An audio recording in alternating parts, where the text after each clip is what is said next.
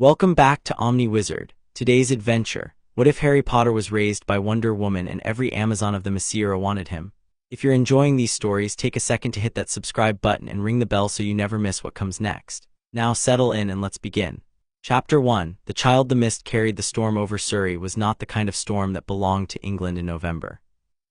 It hung too still for one thing, the clouds stacked in towers that did not move with the wind, and beneath them the street lamps of Privet Drive burned a sick orange that never quite reached the ground. Diana of Themyscira had been walking through the man's world for the better part of a decade, and she had learned to trust the moments when the ordinary world held its breath. She felt the magic before she saw the house. It came up through the soles of her boots, a low resonance like a struck bell heard from underwater, and it pulled her down the street past the identical hedges and the identical cars until she stood at a low garden wall and could go no further. The house behind it was dark. A cat sat on the wall, regarding her with eyes that were far too old for any cat, and then it was not a cat at all but a tall woman in emerald robes, her hand pressed to her mouth. "You can see me," the woman said. It was not quite a question. "I can see most things if I look," Diana answered. "What has happened here?" The woman's eyes moved over her, the silver bracers, the lasso coiled at her hip that gave off its own faint gold, the bearing that no amount of plain traveling clothes could hide. Whatever conclusion she reached, she set it aside. "A war ended tonight," she said, "or began again, we do not yet know which." She gestured at a bundle on the doorstep, half-shadowed, that Diana had taken at first for a parcel left out against the rain. "There is a child." Diana crossed the wall without seeming to climb it. She knelt on the cold concrete and drew back the corner of the blanket, and the resonance she had followed through 3 streets rose to meet her, and now she understood it. It lived in the child. A boy, perhaps 15 months old, his face still slack with the deep sleep of the very young, and across his forehead a wound shaped like a stroke of lightning, raw at the edges and bright with something that was not blood. Power came off the cut in waves she could taste, copper and ozone, and underneath it a thread of something rotten, a black filament wound through the gold. "He was meant to be left here," the emerald woman said behind her, "with his mother's sister. A letter explains it. The man who decided this is great and good and means it for the best, and he is wrong, and there is nothing I can do about that because I am only a teacher and he is the closest thing our world has to a king." Her voice had gone flat with the effort of holding it level. "I have watched this house all day. They are not kind people. They will not love him, and what he carries," she stopped. "You felt it too, the dark thread." "I felt it." Diana lifted the child against her shoulder, and he settled there with the boneless trust of an infant who had not yet learned the world could drop him. "Tell me his name." Harry James Potter. "His parents died tonight defending him from a man who has murdered hundreds. The man tried to kill the child and could not. No one alive knows why." The teacher's jaw worked. "I am called Minerva. I will not pretend to you that I understand what you are, but I understand what that doorstep will make of him, and I would sooner he vanished from the face of the earth than grow up beneath that roof. If you mean to take him, take him. I will tell them the child was lost in the chaos." "It will not even be a lie." Diana looked at her for a long moment over the soft, dark hair of the sleeping boy. There were 100 reasons to set him back on the step. There was a law older than the columns of her mother's palace, a law that had kept her people whole for 3,000 years, and the law had one provision above all others, plain and absolute. No man set foot on the Themyscira. No man. He was not a man. He was a child who weighed nothing in her arms and carried a poison in his blood that no ordinary healer could touch. "I cannot leave him," Diana said, and saying it she knew it had been decided from the moment her boots touched the wall. "But I will not lie to you about where I am taking him, or pretend it is to safety as you would understand it. There are those who will say I have done a terrible thing tonight." Minerva's mouth bent. "There are always those," she said. "Go quickly. Whatever guards this place, it sleeps now, but it will not sleep long." She hesitated, then drew a slender length of wood from her sleeve and pressed it into the blanket beside the child. "His mother's, take it. He will want it one day, and our world will not give it to him if it has forgotten he exists." Her gaze held Diana's. "Be good to him, please." "I will be more than good to him." Diana drew the blanket close against the impossible cold. "I swear it on the name of my mother and on the gods who made my home. He will be loved. You have my word, and my word is not a small thing." When she stepped backward off the doorstep, the street swallowed her, and the woman on the garden wall was alone again with the orange light and the towering, motionless clouds. The Themyscira did not appear on any chart drawn by mortal hands. It lay folded into the world the way a secret lies folded in a letter, present and unread, and the only roads to it ran across water that no compass would cross twice. Diana came home the old way, through the mist that rose at the boundary of the gods' protection, and the island met her as it always did, with the smell of cypress and salt and the long white colonnades catching the first gray of dawn, and with sentries who lowered their spears the instant they knew her stride. She had expected the spears to come back up the instant they saw what she carried. They did, Princess. The captain of the Dawn Watch, a woman named Thea with a scar that split one brow, did not raise her voice, which was somehow worse. "What is that?" "A child," Diana said. "An infant, wounded and orphaned and bearing a curse no mortal physician can lift. I am taking him to my mother. That is a male child." Thea's spear did not move, but neither did it drop. "Princess, you know the law. I cannot let you pass. I would not be permitted to let my own daughter pass if I had one and she came to me so burdened." "Then come with me," Diana said, "and lay the matter before the queen, and let her be the one to send him back into the dark. I will not carry that to my mother second-hand, and I will not stand on this beach and argue the worth of a sleeping baby with a woman I have fought beside for 200 years. She let her voice gentle. "Thea, look at him, then tell me again what he is." The captain looked. Whatever she had braced herself to see, some small enemy, some seed of the destroyers who had broken the world before the gods raised the Themyscira out of it, she did not find it. She found a child with a clean wound and a soldier's stillness even in sleep, and her spear came down, point to the sand.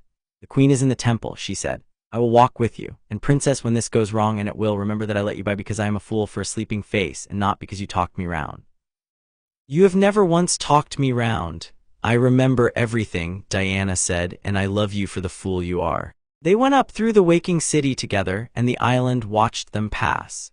Queen Hippolyta had ruled Themyscira since before Rome was a village on 7 muddy hills, and she had buried more grief in those centuries than any mortal court could imagine, and she had learned to read her daughter's face from across a throne room. She read it now across the cool marble of Athena's temple before Diana had said a single word, and she rose from the low chair where she had been receiving the knight's reports and crossed to meet her, and the council and the priestesses fell back to give them room. "You found something," the queen said, "or it found you." "Mother," Diana drew back the blanket. "I need your wisdom, and I need it before I lose my nerve." Hippolyta looked down at the child. For a long moment her face did nothing at all, and the priestesses behind her exchanged glances because they too could read their queen. And a Hippolyta who showed nothing was a Hippolyta deciding whether to weep or to command. The lightning scar drew her eye. She lifted one finger toward it and stopped a hair's breadth short. "There is a darkness in him," she said softly. "Wound through clean magic like rot through good wood." "You feel it, I feel it.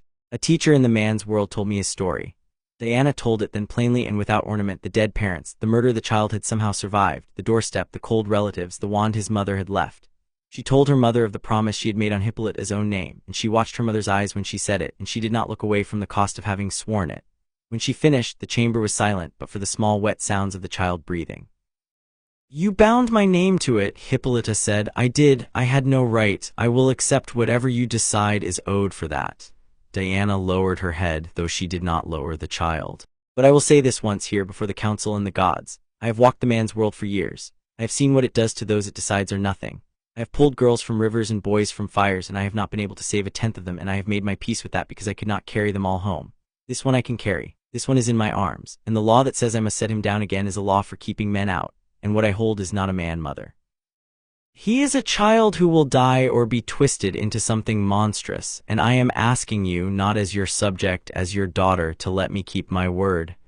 A murmur went through the priestesses. One of the councilwomen, gray-haired Penelope, who had argued points of law for 900 years, stepped forward with her hands folded.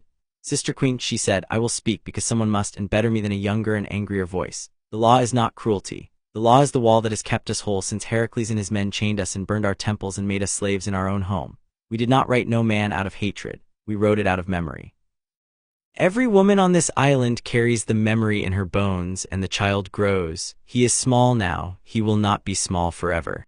And then we will have done to ourselves with kindness what our enemies could not do with chains." "He is one infant," said another voice, blunt and carrying, and Diana turned. Artemis of Bonamigdal stood at the temple door, bow still slung across her back, dust of the training yard on her boots. She had come at the rumor, and she did not bother to pretend otherwise. One infant against 3,000 years of warriors. "If we cannot raise a single male child without losing ourselves, then we are not the wall, Penelope. We are paper painted to look like stone." She came forward, and she looked at the baby with the frank assessment she gave to a new horse or a new blade. I do not say keep him, I say the argument that he will destroy us is an insult to every woman who has ever held this island. We are stronger than one child, if we are not we deserve to fall. That is not the argument and you know it, Penelope said. The argument is what he does to us, not his strength, ours, what we become, raising a thing we have spent 3,000 years forbidding. We become mothers, said Mala. She had been standing among the priestesses, quiet, a smith and a healer both, with strong scarred hands and a face that had never learned to look unkind. She did not raise her voice the way Artemis did, she did not have to. My queen, sisters, I have tended this island's hurts for 600 years, Mala said. I have set bones and burned fevers and closed wounds that should have been mortal, and in all that time I have learned one thing above the others. A body heals toward whatever it is given. Starve it, it eats itself. Feed it, it grows. We have been a people without children for 3,000 years. We are warriors and scholars, and we are very, very good at memory, and we are starving, sisters, in a way we have stopped being able to feel. I look at that child and I do not see the end of us. I see the first warm thing to wash up on this shore in 3,000 years. She spread her scarred hands. Send him back to the cold if the law demands it. But do not tell me it is for our protection. Tell me the truth. Tell me we are too frightened of being changed to let ourselves be. Hippolyta had not spoken through any of it. She had stood with her eyes on the child, and now she lifted them and went to the great brazier at the foot of Athena's statue and stood before the goddess she had served the longest. The fire there never went out. It threw her shadow long across the marble. 3,000 years ago, she said, I made a daughter out of clay because the gods would not give me one of flesh, and I begged at this brazier every night for a year that she might breathe, and one night she did. She did not turn. Every woman here who tells me the law protects us is right. Every woman who tells me the law has begun to wall out the living along with the dangerous is also right. Both can be true. That is the curse of a good law that has outlived the wound it was written for. Now she turned and her gaze found her daughter. Bring him here. Diana crossed the marble and held the child out. And Hippolyta took him stiffly at first, the way the long unpracticed hold anything fragile, and then not stiffly. She looked down at the lightning scar and she touched it after all. 2 fingers laid gently across it, and the dark thread under the skin gave a single sullen pulse against the contact, and her mouth thinned. This will kill him, she said quietly, or eat him within a few years if it is not addressed. It is not a wound. It is a tenet. She lifted her eyes to Mala. Can it be drawn out? Not by me alone, not by any of us alone. Mala came to stand beside her. But there are rites, old ones from before the first walls. The cleansing of a thing that is fastened to a soul. It would take the whole circle and Hecate's leave and the child's own strength to survive the drawing. It has never been tried on one so young. She met the queen's eyes steadily. It is possible, I will not promise you more than possible. And if we send him away instead, then he dies of it, or worse, far from anyone who would mourn him, and we will all know we could have tried and chose not to. Mala did not soften it. That is the truth you ask me for, my queen, the fire snapped. Hippolyta looked down at the child, who chose that moment to wake, not crying, only opening his eyes, green as the deep sea over white sand, and fixing them on the strange fierce face above him with the open, unguarded curiosity that no grief had yet taught him to hide. He reached up one starfish hand and closed it around a lock of the queen's bright hair and held on. Whatever Hippolyta had meant to say went out of her like breath. His name, she said after a while. Harry, said Diana. Harry, son of James and Lily Potter, then hear the judgment of the throne. The queen's voice rose to fill the temple, and the council and the priestesses straightened. The law forbids the man. It says nothing of the child, for our mothers in their wisdom never imagined a sister would carry one home, and a law cannot forbid what it never dreamed. I will not break the law of the Themyscira, I will name it silence. She lifted the child so the whole chamber could see him. This child is taken into the protection of the throne. He will be cleansed of the tenet in his blood by the full circle, if Hecate grants it. He will be raised under my roof as a ward of the crown, taught as we teach our own, held to the discipline we hold our own, and loved, let no one here mistake this for a tolerance, loved as our own. And on the day he becomes a man, the throne will face the question of the law again with honesty and not before. Does any here speak against the throne? Penelope looked at the small hand fisted in the queen's hair for a long moment. Then she bowed her gray head. The throne has named the silence truly, she said. I am content. May we none of us live to regret a kindness. We will regret it the ordinary amount, Hippolyta said dryly, which is to say constantly, the way all parents do, and we will do it anyway. She looked at Diana. You carried him home. You will not now hand him to nurses and walk away to your missions in the man's world and call yourself done. He is yours to raise as much as mine. Do you accept that? Diana came and stood beside her mother and looked down at the child she had pulled from a cold doorstep on the far side of the world, and the thing she felt did not have a name she was willing to say aloud in front of the council. I accept it, she said. Gladly. Then it is done. Hippolyta settled the child more securely in the crook of her arm, and for the space of a breath the queen of the Amazons was simply a woman holding a baby, and the temple was very quiet. Mala, begin preparing the rite. Whatever you need, you have. Artemis, she lifted her chin at the archer, you argued he was no threat to us. Good. Then you will help guard him while he is too small to guard himself, and you will not complain to me about it. Artemis's teeth showed. I do not complain, my queen, I observe loudly. There is a difference. There is no difference and you know it, but something in the queen's face had eased. Go, all of you. The island will have heard by now that the princess came home carrying a male child, and there will be a great deal of talking, and I want it to be talking and not panic. Tell them the truth. Tell them the throne has acted, and the boy is cleansed of nothing yet and may not survive the cleansing, and that until he does there is nothing to fear, and after he does there is nothing to fear either. Go. They went. Diana lingered. You are angry with me, she said, when the chamber had emptied to the two of them and the watching marble goddess. For the oath, for binding your name. I am furious with you, Hippolyta agreed, rocking the child without seeming to notice she did it. You took a choice that should have been mine, and you made it on a doorstep 3,000 miles away with my name in your mouth, and I will be furious with you for some while yet. She looked up. And if you had set him down on that step to keep the law clean, I would never have forgiven you, and you knew that too, which is why you did not. So we are even, you and I, in the way that mothers and daughters are ever even, which is to say not at all and forever. She held the child out. Here, he is heavier than he looks. You carried him across the world, you can carry him to the nursery. I have a council to calm and an oracle to consult and 3,000 years of frightened sisters to reassure, and I would like, before any of that, 1 hour where I have done nothing but win an argument I did not want to win. Take him. Diana took him. The child looked up at her, found her face familiar, and was satisfied. He yawned enormously and turned his cheek against her shoulder and went back to sleep, trusting the world not to drop him, and the world for once did not. The rite was set for the dark of the moon, 3 nights on, when Hecate's road ran closest to the island. Mala spent the days preparing as if for a battle, which it was. She drew the circle herself on the floor of the lower temple, the one cut into the living rock beneath the city, where the island's oldest magic pooled like water in a deep well. 12 points of silver and salt brought up from the deepest part of the sea, and at the center a low stone bed where the child would lie. The full circle meant the priestesses and the healers and the queen and Diana and even Artemis, who declared the whole business mystic nonsense and then arrived early and stood at her appointed point without a word of complaint.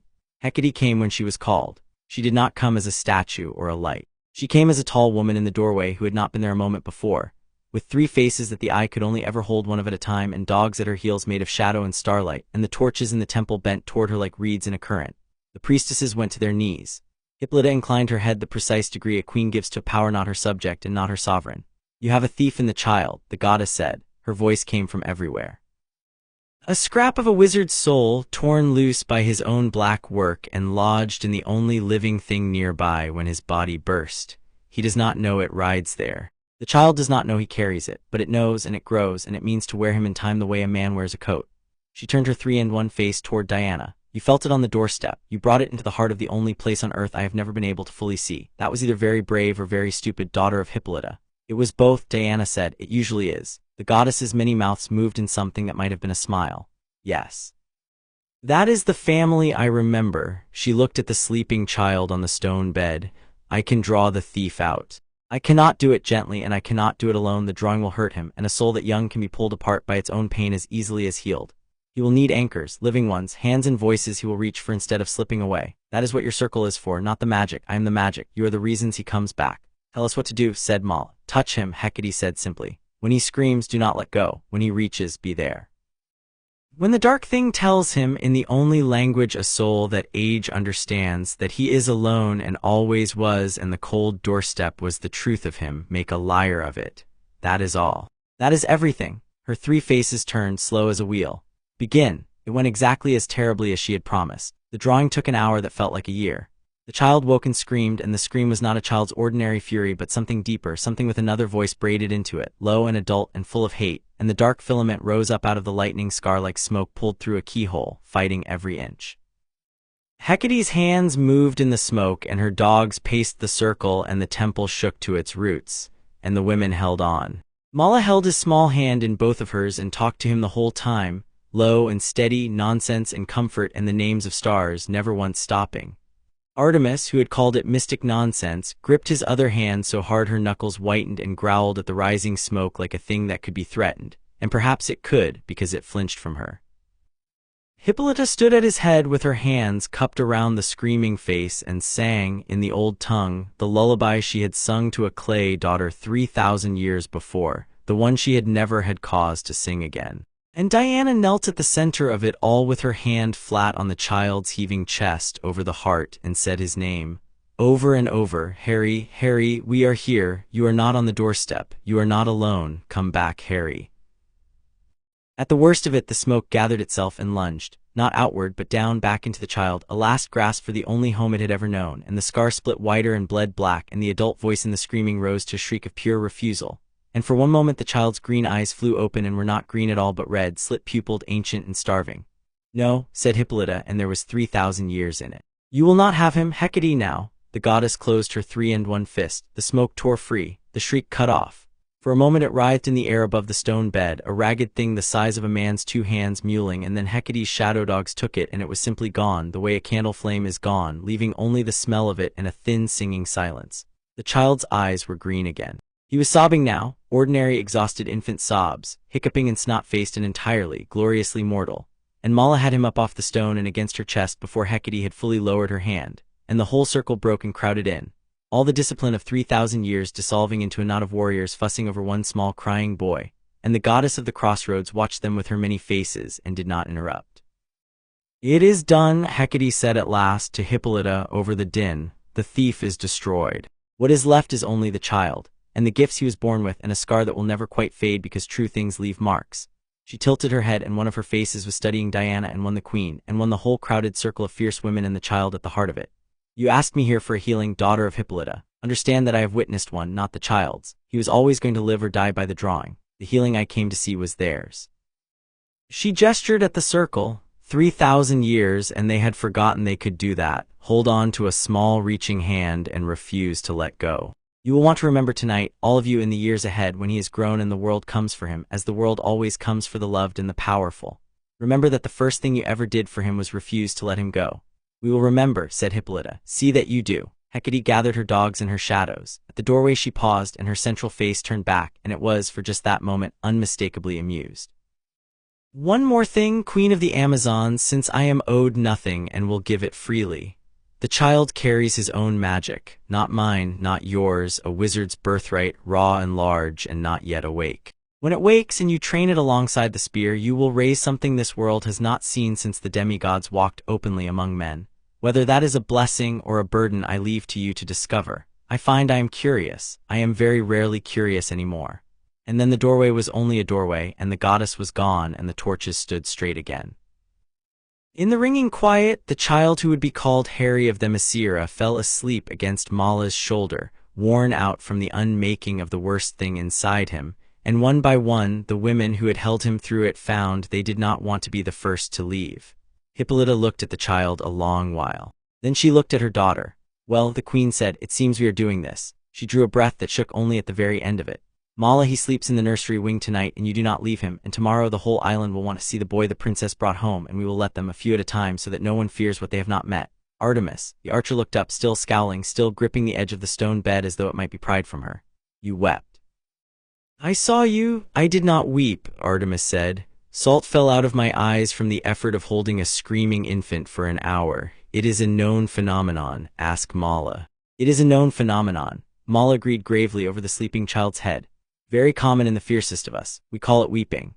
Artemis said something in the old tongue that the priestesses pretended not to hear and stalked toward the stairs, and at the bottom of them she stopped and turned and came back and looked down at the child in Mala's arms for a long moment, and brushed one callous finger across the faded lightning on his brow very gently, the way one tests whether a wound has cooled.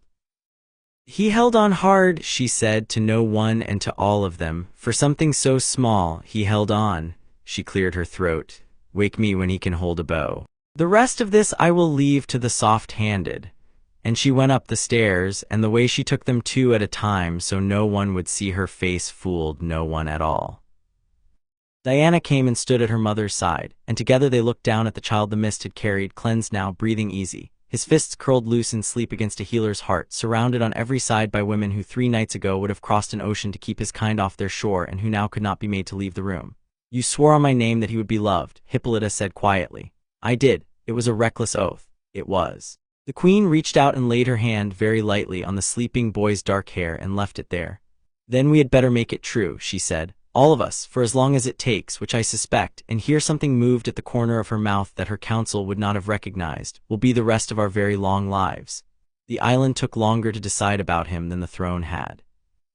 Word ran ahead of any official telling, as word always did, and by the second day the rumor had grown 100 shapes that the princess had brought home a war prize, that the boy was a god's get, that he was a curse the queen had been tricked into harboring. So Hippolyta did the only thing that has ever cured a rumor, which is to replace it with the thing itself. She let them come. A few at a time in the long mornings, the women of Themyscira climbed to the nursery wing where Mala kept her watch, and they stood in the doorway and looked at the male child none of them had ever been permitted to imagine, and they discovered what every one of them discovered in turn, which is that it is very difficult to fear a baby who is busy trying to eat his own foot. The blacksmiths came up from the forges, soot to the elbows, and stood awkward and enormous in the bright little room. And one of them, a broad woman named Timendra who could bend a bronze bar over her knee, ended up on the floor letting Harry pull her thumb back and forth for the better part of an hour and pronounced him, gruffly, a strong grip for his size and no fault of his own where he came from. The scholars came from the library, expecting to disapprove on grounds of precedent, and stayed to argue with each other about which of the old myths had ever recorded a man-child raised wholly among women and what the precedents predicted, and went away with 3 new scrolls worth of opinions and a soft spot none of them would admit to. The young warriors came last and most suspicious, and Harry won them the fastest, because he had no idea he was supposed to be a problem and greeted every fierce face that loomed over his cradle with the same delighted gap-toothed certainty that the world was full of people who had arrived specifically to be his. He assumes he is wanted, Mala observed to Diana on one of those mornings, watching a knot of sentries who had come to scoff take turns being grinned at. He has not learned otherwise. We pulled the one thing out of him that would have taught him otherwise. She rocked the cradle with her foot, hands busy mending a strap. Whatever else we manage, princess, let us at least be careful never to teach him that lesson ourselves. The world will try hard enough on its own in its own time. Diana had taken to spending the dawn hour there before her duties claimed her, and most evenings after, and she found she resented anything that kept her from it. She had thought, carrying him across the world, that she was performing a rescue, one more child pulled from one more fire, the kind of thing she did and grieved and let go of. She had not understood that she was not going to be allowed to let go of this one. He had decided otherwise. He reached for her when she entered a room now, the whole body reach of an infant who has sorted the world into the few faces that are home and everyone else. And her name in his mouth, when it came months later, came before her mother's, before Mala's, before any other, a fat clumsy DD that the entire island pretended not to find unbearable, and that not one of them ever forgot. Artemis kept her word and stayed away from the soft business of it, and kept appearing anyway, always with a reason. She came to check the windows for security and remained to scowl at the infant until he laughed at her, which he did, helplessly, every single time, because there was apparently nothing in the world Harry found funnier than the fiercest woman in Bonamigdal trying not to be looked at. She came to deliver a report to the queen and lingered by the cradle pretending to wait for a reply that had already been given. By the turning of the first season, she had carved him a tiny bow that no infant could possibly draw and left it in the cradle without a word, and dared anyone to comment, and no one did, and it stayed there and he gnawed on it, and she watched him gnaw on it with an expression that, on a less dangerous woman, might have been called tender. "You have lost the argument you won," Hippolyta told her daughter one evening, the two of them at the high terrace while the sun went down gold over the water, and the sound of the child's laughter drifted up from the nursery where Mala was making a fool of herself for his benefit. "You said you brought home a child to save. You brought home the end of 3,000 years of us pretending we did not miss this." She did not sound troubled by it. She sounded, if anything, like a woman setting down a weight she had carried so long she had forgotten its shape. "The council still meets to fret. Penelope still warns me weekly that we will regret it. And the forges run a little warmer and the library argues a little louder, and not one woman on this island has been heard to speak the word lonely since the night you came up the beach. I have ruled here a very long while, Diana. I know the difference between a thing that endangers a people and a thing that wakes one up." "And which is he?" Diana asked. Her mother watched the light fail on the sea. "Ask me in 20 years," Hippolyta said. Ask me when he is grown and the gods have had their say and the world beyond the mist has remembered he exists, because it will, my heart, it always does. Ask me then whether we were wise." She turned from the rail. But tonight he laughed himself sick at Artemis pulling faces, and an island that had forgotten the sound is full of it again, and I find I do not much care whether the wise answer and the true one agree. Go down to him. He has been reaching for the door this past hour. He knows the hour you come. Diana went down to him. He had indeed been reaching for the door, and when it opened and she filled it, he made the sound he made only for her, the whole self-crow of recognition, and held up both arms in the absolute confidence of a child who had never once been refused. And she crossed the room and lifted him, and he fisted one hand in her dark hair and held on, the way he had held on to the queens that first night. The way he had held on through the drawing when a goddess pulled the worst thing in the world out of his blood and the women around him made a liar of the cold. He held on. For something so small, he held on. And the island held him and would, through every year the gods chose to give them, and through more than a few they did not. Chapter 1 and Chapter 2. Small hands, long swords. By the time he was 5, Harry could outrun every nurse on the island and most of the goats.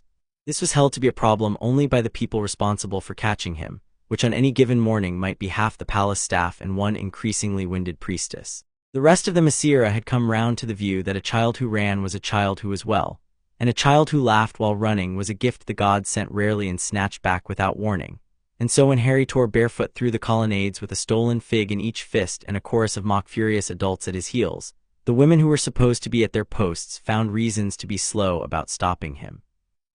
He had learned the island the way water learns a hillside, every gap in every wall, every shortcut through the olive terraces, every kitchen that could be raided if you smiled at the right cook. He was small and quick and brown from the sun, with his mother's green eyes and a scar-gone silver pale at his hairline, and he belonged to the place so completely that newcomers from the outer settlements seeing him for the first time would forget to be scandalized and simply ask whose he was.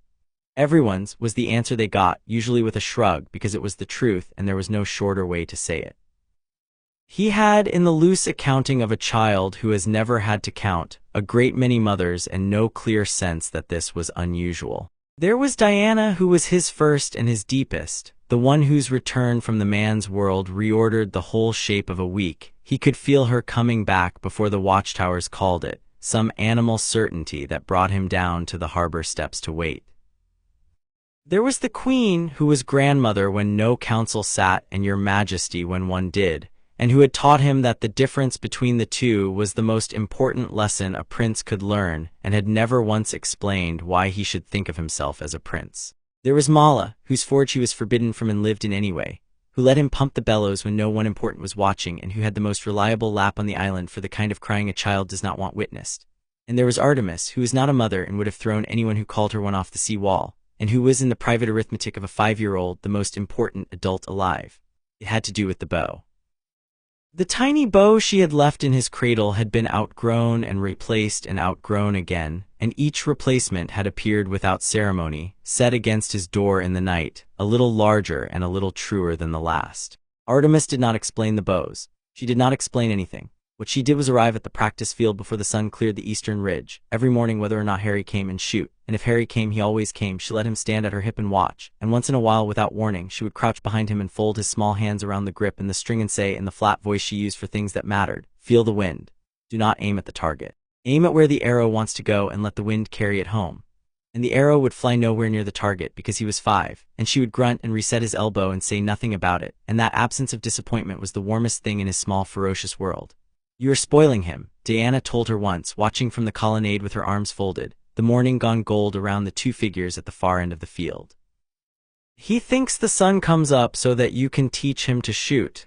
I am not spoiling him. I am the only one on this island treating him like he might one day be of use." Artemis did not look round. She knocked, drew loose, the arrow split the one already in the center of the straw. "The rest of you treat him like a wound you are afraid of reopening. He's not a wound, princess. He's a boy who's going to grow up in a fortress full of warriors, and the cruelest thing we could do is raise him soft and then hand him to a hard world." Now she looked round, and there was something almost like an apology in it, which on Artemis was nearly unbearable. "He held on that night. You were there. A thing that holds on like that is meant to be sharpened, not wrapped in wool. I am sharpening him, gently. He does not even know it yet." Diana watched her son. She had stopped somewhere in the last 4 years, resisting the word even in her own head, laugh at something Artemis had said and lean his whole trusting weight against the archer's leg, and she let the argument go. Gently, she repeated, "I will hold you to that. He is 5. He is 5, Artemis agreed. And one day he will not be, and I would like him to survive that. That is all I have ever wanted from any of this, for the record. I am told it is a strange way to show affection. I am told this constantly. By whom? By you, just now.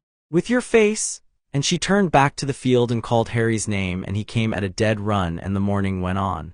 There was a game the youngest warriors played in the shallows, a thing with a weighted ball and a great deal of shouting, and Harry was the first child in 3,000 years to play it, and he played it badly and constantly.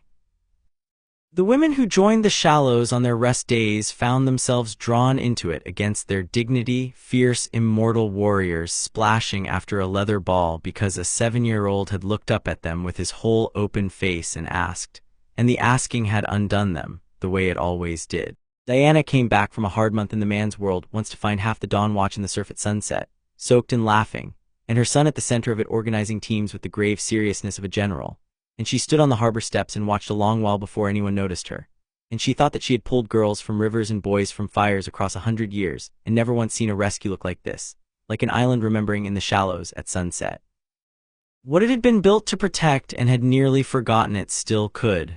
The magic woke the summer he turned 6, and it woke the way a wave breaks all at once and without asking. It happened at the cliffs on the eastern shore, where the older girls dived for sponges and where Harry was absolutely, specifically, by the direct order of the Queen, not allowed to go. He had gone, of course.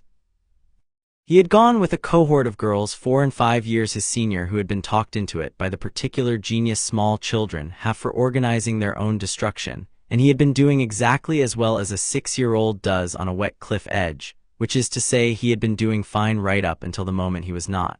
The rock gave. He went over. The drop was the kind that the diving girls knew how to enter and a 6-year-old did not. 40 feet of air and then water that would meet him like a floor.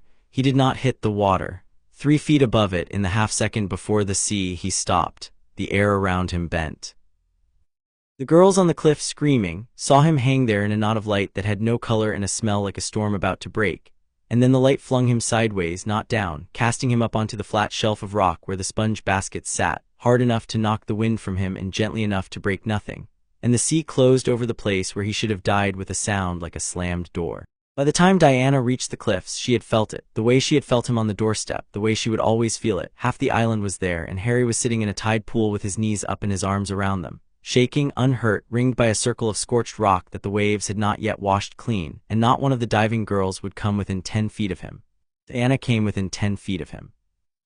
She came the whole way and knelt in the seawater in her armor without a thought for it, and gathered him in, and he was rigid against her for a moment, and then he was not, and the thing he said into her shoulder, very small, was not "I almost died." What he said was, "Everyone's afraid of me."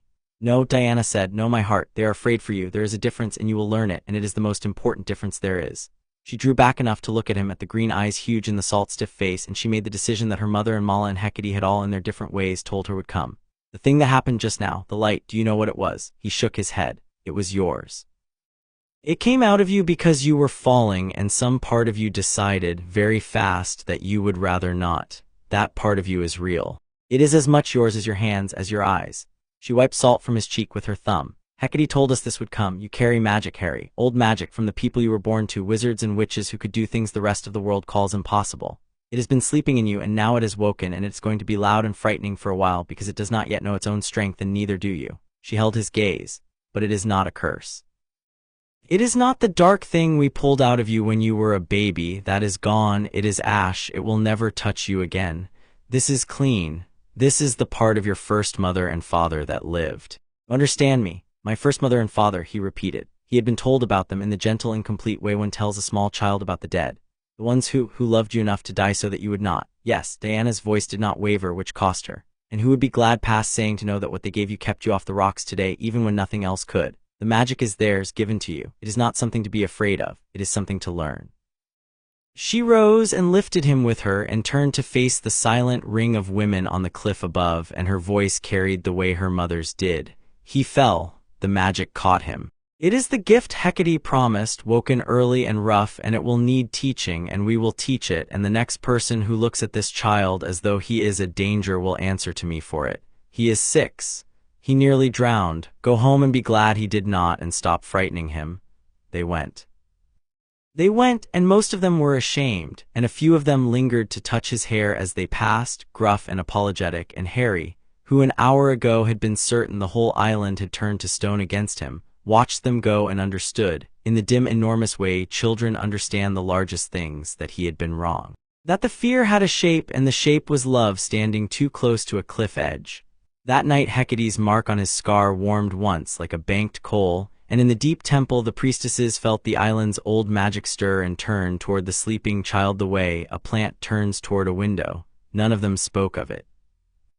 But Mala, sitting up with him because the cliff had given him nightmares, watched the faint silver light pulse along the lightning scar in time with his breathing, and she did not sleep at all, and in the morning she went to the queen. It will have to be both, Mala said, the spear and the magic. We cannot teach him one and ignore the other and hope they make peace on their own. I have read everything the library holds on the wizard folk, which is almost nothing, and everything we have on the old demigods, which is more, and they agree on one point. Power that is not trained turns inward. It eats the one who carries it. We sharpen the body and we sharpen the gift together, or we raise a boy who is a danger to himself before he is a danger to anyone else. Hippolyta stood at the high window of her private chambers, looking down at the practice field where even now in the gray before proper dawn Artemis was setting out the morning's targets and Harry was carrying arrows 2 at a time and dropping every third. He is 6, the queen said. I keep saying it. I keep being told it does not matter. It does not. Mala came to stand beside her. I am sorry, my friend, but it does not. The world does not wait for children to be ready. It did not wait for Diana, whom you trained to fight before she could read. It will not wait for him. She watched the field. I do not say make him a soldier at 6. I say teach him at 6 what a soldier learns, in the shape a 6-year-old can hold it. Make the discipline a game, make the magic a wonder and not a terror. Let Artemis have the body and let me have the gift, and let Diana have the heart of him, which she has anyway, and let you have the whole of him, which you have always had. And in 10 years and 15 we will have a young man who is master of himself instead of mastered by what he is. That is the only protection that lasts, not the wall. Not the law, self-command. We are the best teachers of it in the world. It would be a strange waste not to use what we are. Hippolyta was quiet for a while. On the field below, Harry finally got all his arrows to the firing line without dropping one, and Artemis said something, and the child threw both fists in the air in the universal posture of a small person who has been told he did well, and the queen's face did a thing it did rarely and only for him. Begin it, she said, gently, and Mala, when the magic frightens him, and it will, you bring him to me. I sang a daughter into breathing at that brazier once. I have a little experience telling frightened power that it is welcome here. I find I am not done with the work. So it began, and it was, against all the council's fears, a happy thing. The mornings belonged to Artemis and the body, running first, always running, because Artemis held that a warrior who could not run could not retreat, and a warrior who could not retreat would die stupid. Then the bow, then, as the years stacked up, the spear and the practice blade and the long patient grammar of the shield. She taught him the way she taught everything, which was badly by the standards of gentler teachers and perfectly by the standard of results. She did not praise often.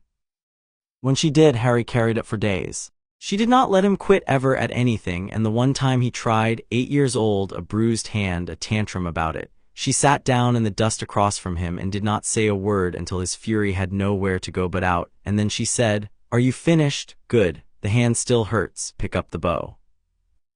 Pain is information, not permission, and he picked up the bow, and he never tried to quit again, and 20 years later he would teach those exact words to someone smaller than himself and feel her in his mouth as he said them. The afternoons belonged to Mala and the magic, and these were stranger and slower, because there was no Themysciran tradition for what Harry was, and the two of them had to build the road as they walked it.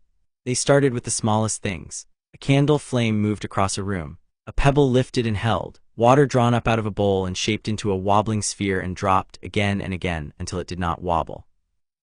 Mala had no wand and no spells, only the patient empiricism of a healer who had spent 600 years learning what bodies could be coaxed to do, and she treated Harry's gift exactly so, as a thing with a nature that could be learned and worked with rather than commanded. Do not order it, she told him the 100th time the water sphere collapsed. It is not a goat, it is not a soldier, it is you. You cannot order yourself. You can only decide clearly and mean it and let the meaning move through your hands. And the water rose and held and shone, and Harry looked at it with his whole face open, and Mala thought, not for the first time, that she would have walked into the sea for the right to keep that face safe. His mother's wand he was given on his 9th birthday, with a ceremony so small it was barely one, Diana and the Queen and Mala in the deep temple, the wand laid across his palms, Diana telling him in plain words where it had come from and who had carried it and what it had meant. He did not then know any wizard spells, there was no one to teach them. But the wand woke in his hand the instant it touched him, a warmth that ran up his arm and settled behind his breastbone like a returned thing. And the candle flames in the temple all stood up straight and bowed toward him every one, and the 3 women watched a faint gold light run down the length of the wand and pool in his steady palm, and none of them said anything because there was nothing to say that the light had not already said better. That was hers, Harry said. He was looking at the wand, not at them. I felt it, just for it felt like someone glad to see me. Yes, said Diana, and did not trust herself with more. I'm going to be good with it. I'm going to be so good with it that wherever she is, she'll know. He looked up, and the resolve in the small face was a thing none of them would forget, the first clear sight of the adult he would become looking out through the child he still was. I want to make her proud, and you and grandmother and Mala and Artemis, even though she'll pretend she isn't. He considered, especially Artemis, because making Artemis proud is the hardest, so it counts the most. It does count the most, Mala agreed gravely. You have understood something true about Artemis. Do not tell her you understand it. She will deny it, and then she will be unbearable for a week. He laughed, and the wand laughed with him. A scatter of harmless gold sparks across the temple floor, and the magic that had nearly drowned him 3 years before settled in his hand like a hawk coming home to the glove. And that was the day they all stopped being afraid for him in quite the same way, because they had seen, at last, what he was going to be able to do for himself. The Queen took his education in hand herself on the 7th days, when the council did not sit and the city kept the old rest, and these hours were unlike any other in Harry's week. Artemis taught the body and Mala the gift, but Hippolyta taught the thing that had no easier name than judgment, and she taught it the way the very old teach the very young, by telling stories that turned out days or years later to have been instructions all along. They walked mostly. The Queen disliked sitting still on her one free day, and so she would take Harry out along the cliff roads or down through the olive terraces or up to the high meadows where the wild horses ran, and she would tell him the history of his home. Not the bright version the festival songs gave, the true one. She told him about Heracles and the chains, about the burning of the temples, about the long years of slavery before the gods raised the island out of reach. She told it plainly without softening the worst of it, and she watched him take it in. You tell me the bad parts, he said once. He was 8 and he had been quiet a long while after the part about the chains. Mala says you tell everyone the festival version, the songs, but you tell me the chains. I do. Hippolyta did not slow her pace. Below them the sea went on being the sea. Do you know why? He thought about it, the way she had taught him to think, which was slowly and without rushing toward the first answer. Because the songs are for people who already know, he said at last. And I don't know yet, so you have to tell me the real one or I'll only ever know the song. The Queen stopped walking. She looked at him for a moment that stretched out, and something moved behind her face that he was too young to read and would understand much later when he had a child of his own to teach and felt the same thing himself. Yes, she said, exactly that. The songs are for remembering. The truth is for learning. A people that only ever hears its own songs forgets why it sings them, and a people that forgets why it sings forgets in the end what it is. She started walking again, and he hurried to match her stride, which was long. You will hear songs about yourself one day, Harry. The boy the princess carried home. The man-child of the Themyscira. They are starting already in the outer settlements, I have heard them. And they will be kind mostly, and they will be wrong mostly, the way all songs are. When you hear them, I want you to remember that you knew the chains first. That your grandmother walked you along this cliff and told you the truth before she let anyone sing you the song. Will you remember that? I'll remember, he said, and he meant it the way children mean things, which is completely, and unlike most things children mean completely, he kept it. Decades on, with his own name sung in places he had never been and twisted into shapes he did not recognize, he would stand very still and hear an old woman's voice saying you knew the chains first, and it would steady him when nothing else could. Good. The Queen's hand came to rest on his head for a moment, light, then lifted. Now, there are wild horses over the next rise, and they will not let either of us near them, and we are going to try anyway and fail, and it will be excellent practice in losing gracefully, which is a skill you will need far more often than winning, and which no one but me will trouble to teach you. Come. They tried, they failed. The horses thundered off down the meadow with their manets flying, magnificent and entirely uninterested, and Harry laughed until he could not breathe, and the Queen of the Amazons stood in the long grass and laughed with him. And a sentry on the far ridge, seeing them, would tell the others that night that she had seen the Queen laugh like a girl, and no one had believed her, and she had not cared because she had seen it. There were harder days too, because there are always harder days, and the island did not pretend otherwise to him. When he was 8, a fever swept the outer settlements, the kind that the immortal Amazons shrugged off in a night, but that took hold in the few mortal born among them, the daughters of the rare unions the old days had allowed before the island closed itself. 3 of them sickened, 2 recovered. The third, a girl named Iola, not 5 years older than Harry, who had taught him to skip stones and called him little brother in the offhand way of older children, did not. Mala did not lie to him about it. She had set her face against lying to him from the night of the cliffs, and she held to it now, kneeling to his height in the corridor outside the sick room with her healer's hand smelling of the herbs that had not been enough. "She's going to die, Harry," Mala said. "Tonight, I think, there is nothing more I can do. I want you to know it from me and not from the wailing, because the wailing is coming and it is right that it should, but I did not want it to be how you learned." She held his eyes. "Do you want to see her? You do not have to. There is no shame in either choice. But if you want to say goodbye, the door is there, and I will go in with you, and I will not leave your side." He wanted to. He was frightened, and he wanted to, and he understood even then that the two were not opposites. He went in with Mala's hand on his shoulder, and he sat by Iola, who was past speaking but not past hearing, and he did not know what to say, so he told her about the wild horses and how the queen had laughed because it was the best thing he had. And Iola's hand moved in his just barely, and that was all, and an hour later she was gone. He did not have his magic ready to hand that night, and it would not have mattered if he had. Some things are past the reach of any power, and he learned that too, at 8, in a quiet room. What he learned more lastingly was Mala, who kept her word and did not leave his side, who held him when the wailing came and he understood at last what it was for, who told him in the gray hour before dawn when grief had worn itself down to exhaustion the one thing about death he would carry the rest of his long life. "It does not get smaller," she said. "People will tell you it gets smaller with time. They are being kind and they are wrong. It does not get smaller. You get larger around it. You grow and you carry more, and one day you find you can hold the grief and the rest of your life at the same time, both true, both yours. That is not healing as the songs mean it. It is better than healing. It is becoming someone big enough to keep your dead with you and still walk forward." She smoothed his hair back from the silver scar. "You are going to be very large one day, Harry. Larger than any of us, I think. The gods help us all. Make sure you grow large around your losses and not hard against them. That is the only thing I will ever ask of you that matters. Promise me." "I promise," he said, 8 years old and hollowed out and absolutely sincere, and Mala believed him, and she was right too. Diana came home from a long campaign in the man's world the week after Iola died, and found her son changed in the way that one loss changes a child, a little quieter, a little older around the eyes, and she did the thing she always did when she did not know what else to do, which was to take him out onto the water. They had a boat, a small one that was nominally for fishing and actually for this. Diana rowed them out past the harbor into the calm water under the cliffs and shipped the oars and let the boat drift, and for a long while she said nothing at all, because Artemis had taught her that too, the value of a silence held alongside someone rather than at them. "Mala told me about Iola," she said at last. "I'm sorry I wasn't here. You were saving people." He was trailing his hand in the water. "Real people, in the man's world. That matters more than number." Diana said it gently and absolutely. "Look at me. There is nothing in the man's world or any other that matters more than you. Do you understand? I do the work I do because the world is full of people who have no one to stand for them, and that is true, and I will keep doing it. But do not ever build yourself a story where the people I save out there are real and you are something less. You are the most real thing in my life. You are the reason I come home." She drew the lasso from her hip, the coil of it catching the light, gold and old and humming faintly with its own truth. "Do you know what this is? Everyone knows what that is. It makes people tell the truth. It does more than that. It does not force the truth out of people. It makes it impossible for them to lie to themselves." She held it out across the gap between them, and after a moment he took the end of it, and the warmth of it ran up his arm the way his mother's wand had, an old honest heat.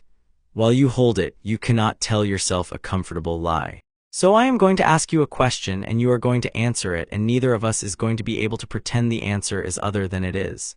Are you ready?" He nodded, the rope warm in his small fist. "Do you believe that you are loved?" Diana asked. "Not whether we love you, whether you believe it. In here," she touched her own chest, "the truth."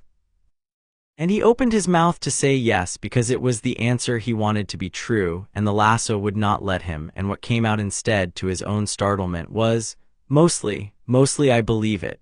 But sometimes I think you all only kept me because you felt sorry for me, because of the doorstep.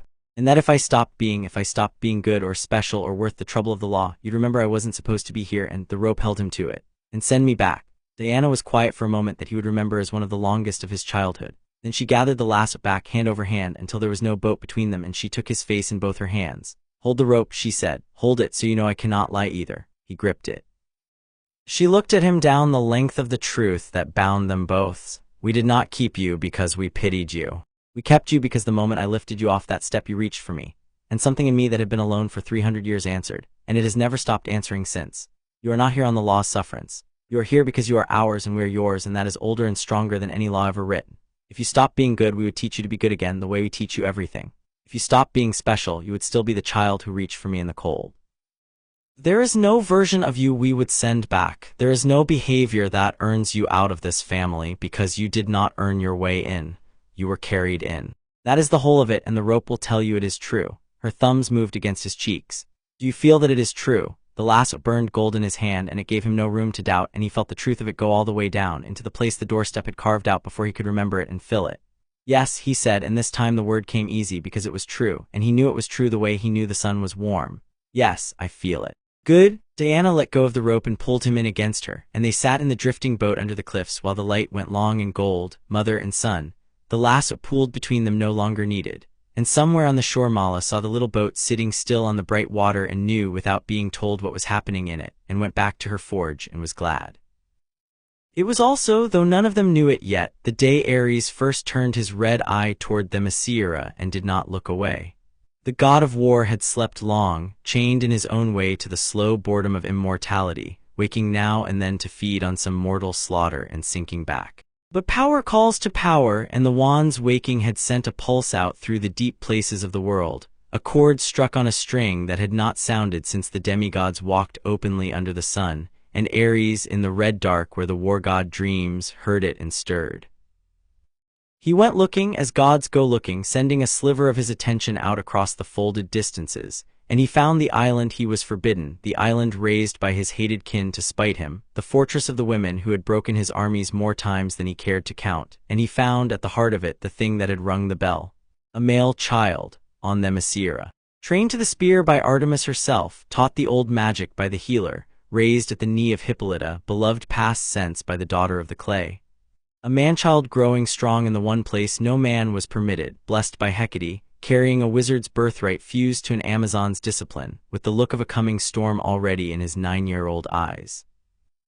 Ares, who had spent 3,000 years being told the Amazons were the proof that women needed no men and war needed no glory, looked upon Harry of Themyscira and understood 3 things in quick succession. That here was an affront, a male raised in the heart of the place built to exclude males, and not merely tolerated but adored. That here was a weapon, for a thing trained by the best warriors alive and powered by the oldest magic could be turned. Gods knew gods had turned better.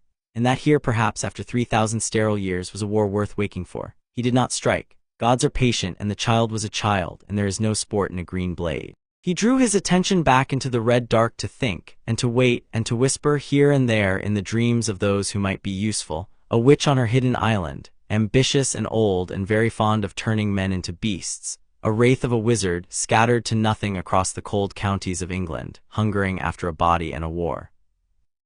Ares whispered to both and to others and settled in to watch the child grow, the way a man watches a blade being forged that he intends, one day, to wield or to break. But that was the gods' reckoning far away in the dark. On the island, in the gold of an ordinary evening, Harry of Themyscira sat on the harbor steps with his mother's wand warm in his pocket and a fig in each fist, watching the watchtowers for the signal that meant Diana was coming home, and he was 9 years old, and he was loved past all sense by a fortress full of immortal women, and he was, for now, entirely and gloriously unafraid. Artemis found him there and sat down beside him without a word and took one of the figs without asking, which was the highest compliment in her vocabulary, and the 2 of them ate in companionable silence while the light went down. And when the watchtower horn finally sounded and Harry shot to his feet, Artemis stayed sitting a moment longer, watching him run toward the woman coming up the steps, watching Diana catch him and swing him and laugh, and she thought, in the place where she kept the things she would never say, that she had argued 9 years ago that one child could not unmake 3,000 years of warriors, and that she had been right, and that she had also been, in a way she had not foreseen and could not now regret, completely and happily wrong. He had not unmade them. He had given them something to defend that was not a wall, and a wall is only ever as strong as the reason behind it, and the island had not been so strong in 3,000 years. Artemis finished the fig. Down on the steps, Harry was telling Diana about the wand and the candle flames, talking with his whole body the way he did, and Diana was listening with her whole attention the way she did. And the queen had come out onto the high terrace to watch them both, and Mala was somewhere below banking the forge fire for the night. And the island held its boy in the last of the light and did not yet know what was coming for him, and would not have flinched if it had. Sharpen him gently, Artemis said to no one, repeating an old promise to herself. And keep him laughing, the world will do the rest of it soon enough. She rose and went down the steps to join her family because that, it had turned out, was what they were, and she had stopped pretending otherwise sometime around his 4th birthday and simply never told anyone, and everyone knew anyway, and that was the island and that was the life. And for a little while longer it was enough. Chapter 2 and Chapter 3, The Forge of the Sun. At 14, Harry beat Artemis at the bow, and the island talked of nothing else for a month. It was not, Artemis was at pains to point out, a fair test. She had been shooting for the better part of 3,000 years and he for 8. And on any ordinary day she would still put 9 arrows in the goal to his 8. But it had not been an ordinary day. The storm had come up off the sea, sudden and mean, the wind shearing across the practice field in gusts that threw every arrow wide. And Artemis had called the session ended, and Harry had asked to keep shooting, and she had let him because she was curious what he would do. What he did was stop fighting the wind. She watched him lower the bow and stand still in the gale with his eyes half shut, and she understood what he was doing before he loosed a single shaft, because it was the thing she had told him at 5 and again at 7 and 100 times since, and despaired of him ever truly hearing. He was not aiming at the target. He was feeling for where the arrow wanted to go, reading the river of moving air the way Mala had taught him to read the current of his own magic. And then, and this was the part that made her set down her own bow and simply watch, he let a thread of that magic run down the arrow as it left the string, not to force it, only to listen to it, so that the shaft rode the storm instead of fighting it, and curved impossibly, gorgeously into the heart of the gold. He did it again, and again. 9 times in that screaming wind, while Artemis, who could not have matched it and knew she could not, stood with the rain running down her face and felt something she had no intention of ever naming. You used the gift, she said when he had finished, when the storm had blown itself ragged and the field was a swamp. On the bow, that is cheating. You told me, Harry said, breathing hard, soaked to the skin and lit up like a festival, to aim at where the arrow wants to go and let the wind carry it home. You never said which part of me was allowed to do the listening. He grinned at her, and it was insolent and adoring in equal measure, the particular grin he kept for her alone. Pain is information, not permission, and the wind is information too. You taught me to use everything I had the gift, so I used it. Artemis looked at him for a long moment, the rain dripping off the end of her nose, 14 years of mourning standing between them, and then she did a thing she had done perhaps 4 times in his whole life. She laughed, really laughed, head back, the sound of it lost in the last of the wind. And she crossed the swamp of the field and gripped him by the back of the neck and pressed her forehead to his, hard, the warrior's gesture she gave only to those she counted as her own. You insufferable creature, she said against his skin, fierce and warm, you used everything you had, good, that is the whole of it, that is the only lesson under all the others. Now go and tell no one I laughed, or I will make tomorrow's run twice as long. He told everyone she laughed, she made the run twice as long. He ran it grinning the whole way, and Artemis, watching from the ridge, found she could not even pretend to mind. The high summer brought the contest, the island's old festival of games, and the year he was 15 was the first that Harry was permitted to enter the open events rather than the children's. He had assumed, with the modesty that had been beaten into him by years of losing to women who had been fighting since before the founding of Carthage, that he would be soundly thrashed. He was thrashed in some things. Philippus, the queen's captain, put him on his back in the wrestling so fast he did not see the sky change. But he won the archery against all but Artemis, who did not enter because she said winning a thing one has already mastered is a vanity and not a sport, and he placed in the running. And in the staff bouts he went further than anyone had wagered, because he fought the way his teachers fought, which was to say he fought thinking. And most of the young women his age fought the way the young fight, which was to say with their pride. The one who finally put him out of the staff bouts was Nubia. She was a warrior of the royal guard, dark and broad-shouldered and quick as a struck snake, and she had been, in the long count of the island, something like a sister to Diana for 200 years, which made her something like an aunt to Harry, though she would have laughed at the word and then thrown him for using it.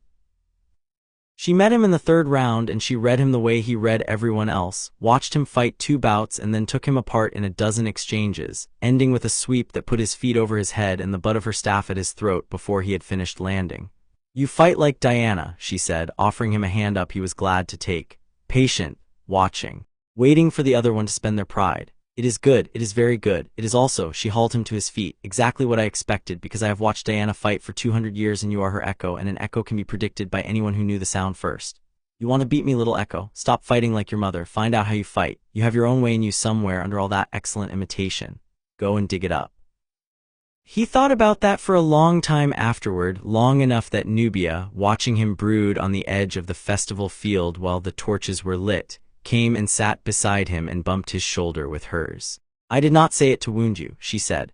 I said it because it is the best thing anyone will tell you for years, and I wanted to be the one who said it first out of pure vanity. You are going to be better than all of us in the end, not today. Today I put you on your back, but I am old little echo, and I know the smell of a thing that is going to outgrow its teachers, and you have it. She looked at him sidelong. It frightened some of them, the older ones.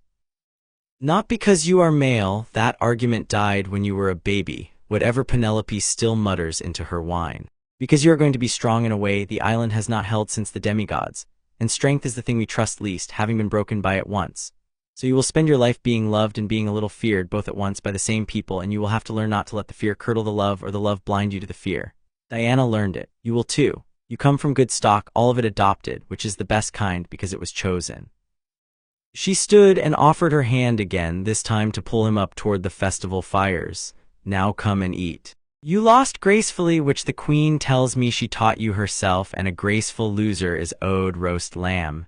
It is in the rules. I am almost certain it is in the rules. He went and ate, and the festival closed around him.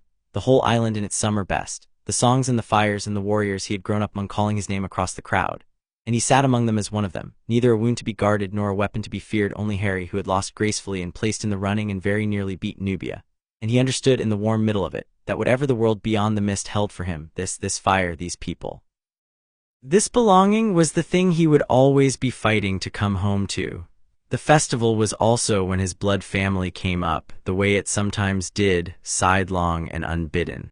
A traveling tale had reached the island in Diana's kit, a Man's World newspaper folded among her things, and one of the younger scholars had been reading it for practice in the foreign script, and had come across a name she did not know meant anything and read it aloud at the long table for the strangeness of it. Potter and Harry had gone still over his lamb, and Diana had seen him go still, and had taken him out walking afterward under the festival stars. The way she took him out on the water when there was something too large for a table. You can ask me, she said. Whatever it is, you have been carrying a question for an hour, and I would rather you set it down. He walked a while before he found the shape of it. Do they know I'm alive, the people I came from, the wizards? He said the word carefully, it was still half foreign in his mouth.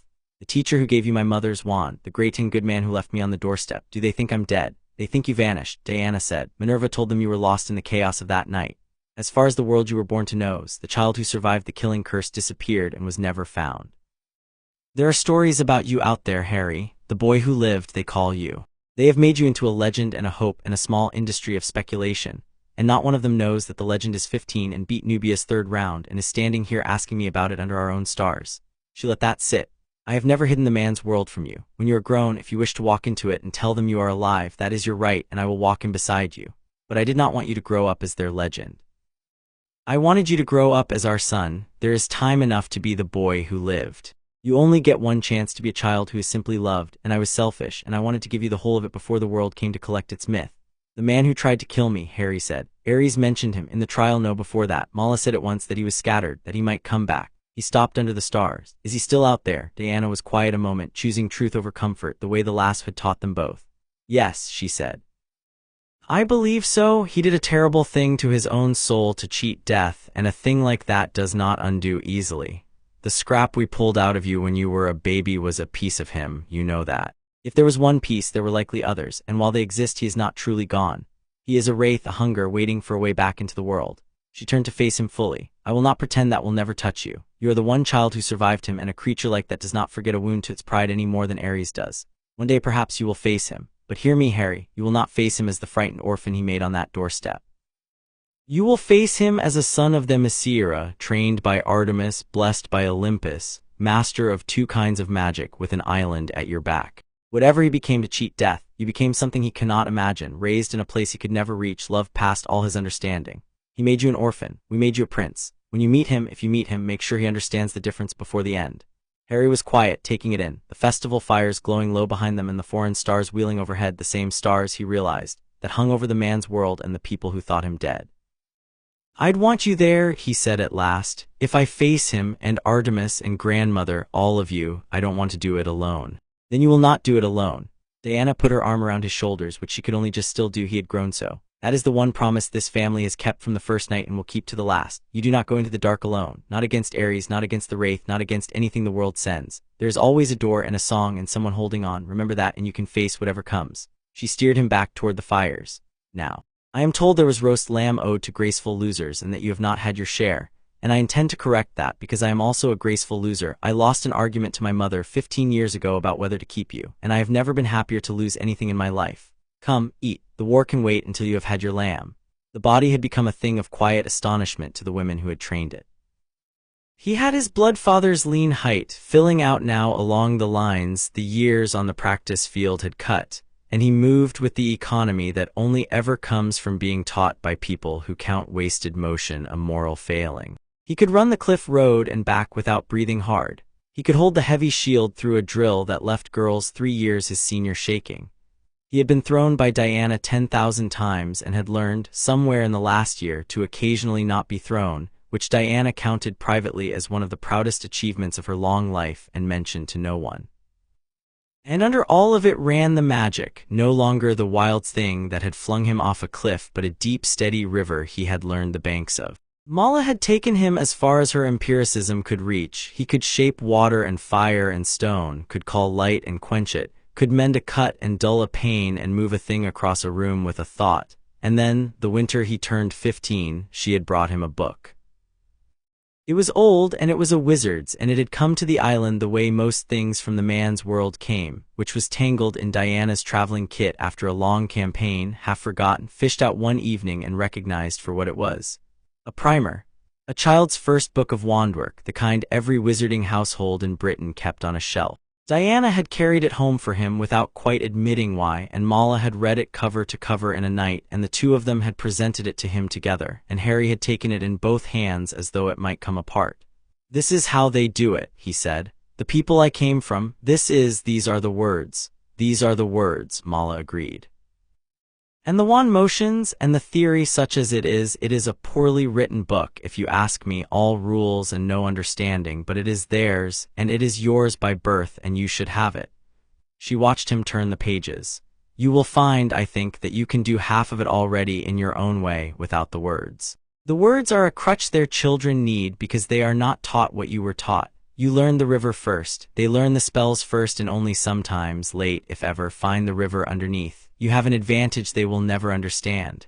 She tapped the book. "But learn their way too. Learn the words, the wand motions, all of it. Because one day the world you came from will remember you exist, and when it does, you should be able to meet it in its own language and be more fluent in it than any of them. Know your own gift and know theirs, be the master of both. That is how you will be safe out there when the time comes, not by being strange to them, by being better." So he learned the words. He learned them fast because the river was already there and the words only gave it channels to run in. And within a year he could cast the primer's whole catalog with the casual ease of a native speaker. And then he began, in the way that came naturally to him, to take the spells apart and put them back together better, fusing the wizard's grammar with the Themyscira river underneath, until he was doing things the poorly written book had never imagined. A shield charm woven into a real shield until the bronze sang, a light spell hung in the air to burn for a week, a mending so deep it knit not just the wound but the weariness under it. He took to the fused work the way other young people took to sport, with an appetite that alarmed his teachers and delighted Mala. By 16 he had stopped needing the primer at all. He kept it on a shelf in the forge out of respect for the dead who had written it, and he built past it daily. He learned to lay a working into a thing and let it sleep there until it was needed, so that the spears the island carried into its drills would wake and bite at a word from him across a field. He learned to read the river in others, not their thoughts, which he held was a violation and would not learn, but the shape of their intent in the moment before they moved, so that sparring with him became an exercise in futility for everyone but Diana, who had taught him the reading and could still just stay ahead of it. And once, the summer he was 16, he mended a thing no one had asked him to mend. An old crack in the great bell of the harbor watchtower, 3,000 years old, that had rung flat since before Diana was made of clay. And that rang true again one morning without explanation, until a sentry found Harry sitting at its foot with his hand on the bronze, looking faintly surprised at himself, and the island had a clear bell again for the first time in an age. and no one ever did decide whether to scold him for climbing the tower or thank him for the bell, and so they did both. Which was the island's way with him in all things. Mala watched him do it and said nothing and went quietly to the queen. "It is time," she said. "Past time maybe. He has outgrown what any of us can teach him alone. The body is a warrior's, the gift is a master's and growing. He is 15 and in 3 or 4 years he will be a man and the law will have to be faced, and before that the gods will want their say. You know they will, they have been watching. Hecate told us they would." She held the queen's eyes. "He should be presented, the old way, the trials. Let the Olympians look at what we have raised and decide what they will give it, before the world out there decides what it will take." Hippolyta was quiet a long while. "The trials are dangerous," she said. "They were dangerous for Diana, and Diana was born of this island and the gods' own gift to me. He is mortal-born, wizard-born. There's no telling how the gods will receive him, or whether they will receive him at all, or whether one of them," she did not say Ares, but the name sat in the room, "will take the chance to do him harm under the cover of a blessing. There is no telling," Mala agreed. "And there is no avoiding it either, not forever. Better he face the gods here on our ground, surrounded by his family at the time of our choosing, than be caught unprepared by their attention later, alone in the man's world, when they finally tire of watching and reach down to meddle. We cannot keep him from the notice of the divine. He rang a bell when he was 9 that has not stopped ringing. All we can choose is the manner of the meeting." She softened. "And I think he is ready, my friend. I think he is more ready than Diana was, because Diana had to prove she was worthy of being an Amazon, and he has nothing to prove. He already knows he is loved. A child who knows that going into the trials is a child who comes out of them whole. We made sure of it, now let us trust the work we did." Hippolyta went to the window, where the practice field lay below in the long evening light, and watched her grandson run the cliff road with the bow across his back and his stride eating the distance. And she thought of a baby's hand fisted in her hair 15 years before, and she made the decision that had in truth been made for her the night Diana came up the beach. "Send for him," the queen said. "I will tell him myself. And Mala, we do the right together, the full circle, the way we did the cleansing. Whatever the gods give him, he receives it surrounded. He goes into the dark with anchors the way he did when he was a baby. We do not let go, not then, not ever. That has been the rule of this family from the first night, and it will not change because he has grown tall enough to look me in the eye." The trials were held at the high temple under the full moon, in the season the old calendar called the Forge of the Sun, when the boundary between the island and Olympus ran thin. Harry fasted the day before and bathed in the cold spring at dawn, and was dressed by Mala and the priestesses in the plain white of a supplicant, and brought up the long stair to the temple with the whole of his family walking behind him, Diana on his right, the queen ahead, Mala at his shoulder, Artemis at his back with her bow, the place she always took, the place from which she could put a shaft through anything that threatened him before it knew it had been seen. He was 15 and tall and frightened, and he did not pretend otherwise, because Mala had taught him at 8 that fear and courage were not opposites, and he had believed her, and it had held. "Whatever they show you," Diana told him at the temple door, "remember that it is a test, and a test is a thing that wants you to pass it. The gods are not kind, but the trials are not cruelty for its own sake. They will ask you what you are. Answer truly. The lasso taught you that you cannot lie to yourself. The gods will hold you to the same standard. Tell them the truth of yourself, and the truth of yourself is good, Harry. We made sure of that. We have been making sure of it for 15 years. Go in and let them see it." He went in alone. That was the rule. The circle would hold the right from the outer ring, but the center of the trial was a solitary thing, the supplicant and the gods and nothing between. The doors closed behind him, and the family took their places in the outer ring, hands joined, and began the old song, the one that had drawn Hecate down from the crossroads, and waited. Inside, the world unfolded. Harry stood in a space that was the temple and was not, the marble floor gone to a plane of cold light, the stars wheeling overhead too close and too many, and one by one the powers of Olympus turned their attention to him, and it was like standing under a sky that had decided to look back. Athena came first, gray-eyed and grave, and she did not speak so much as set a question directly into the center of him. "What do you know?" And he understood that she did not mean facts, the catalog of the primer or the history of the chains. She meant the deeper thing, the shape of his own understanding. He answered with the truth, which was that he knew very little and was learning, that the only wisdom he was sure of was the wisdom of asking, that Mala had taught him a body heals toward what it is given, and Hippolyta had taught him the truth is for learning, and Diana had taught him that no one earns their way into love, and that these 3 things were the whole of what he was certain of, and he was prepared to be wrong about everything else. And Athena, who had tested the minds of heroes for 3,000 years and grown weary of clever men who knew too much, looked at a 15-year-old who knew that he did not know, and was, in her cold way, pleased, and gave him her gift, which was not knowledge but the love of it, the unkillable wanting to understand, set burning in him where it would never go out. Hermes came laughing, quick and sidelong, and his test was a chase across the plane of light over chasms, the god flickering ahead always just out of reach. And Harry ran at the way Artemis had taught him to run, not for speed alone but for cunning, cutting the corners, reading the ground. And when he could not catch the god by running, he stopped running and used the gift, folding the distance the way Mala had taught him to fold water. And arrived ahead of Hermes at the finish by understanding that the race had never been about being fast. And Hermes, delighted, gave him swiftness, but more than swiftness, the trickster's grace, the gift of finding the unexpected road. Others came and tested and gave or withheld. Demeter gave him the steadiness of growing things. Hephaestus, recognizing the hands of someone Mala had taught at the forge, gave him the maker's eye. Apollo weighed his magic against the sun's own light and found it true and added his blessing to it, so that the river in him ran a little brighter ever after. Hestia, last and quietest, gave him the thing the others could not, the gift of the hearth, the certainty of having a home to return to, which she said in the small flame of her voice he had been given long before he ever climbed her sister's temple stair, by women who had refused to let him go, and that she was only confirming what was already true.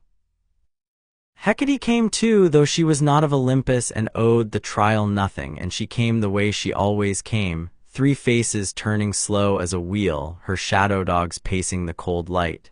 She did not test him. She had tested him already, she said 15 years before on a stone bed with a thief in his blood, and he had passed it before he could speak by the simple act of holding on, and there was nothing she needed to learn that she had not learned that night.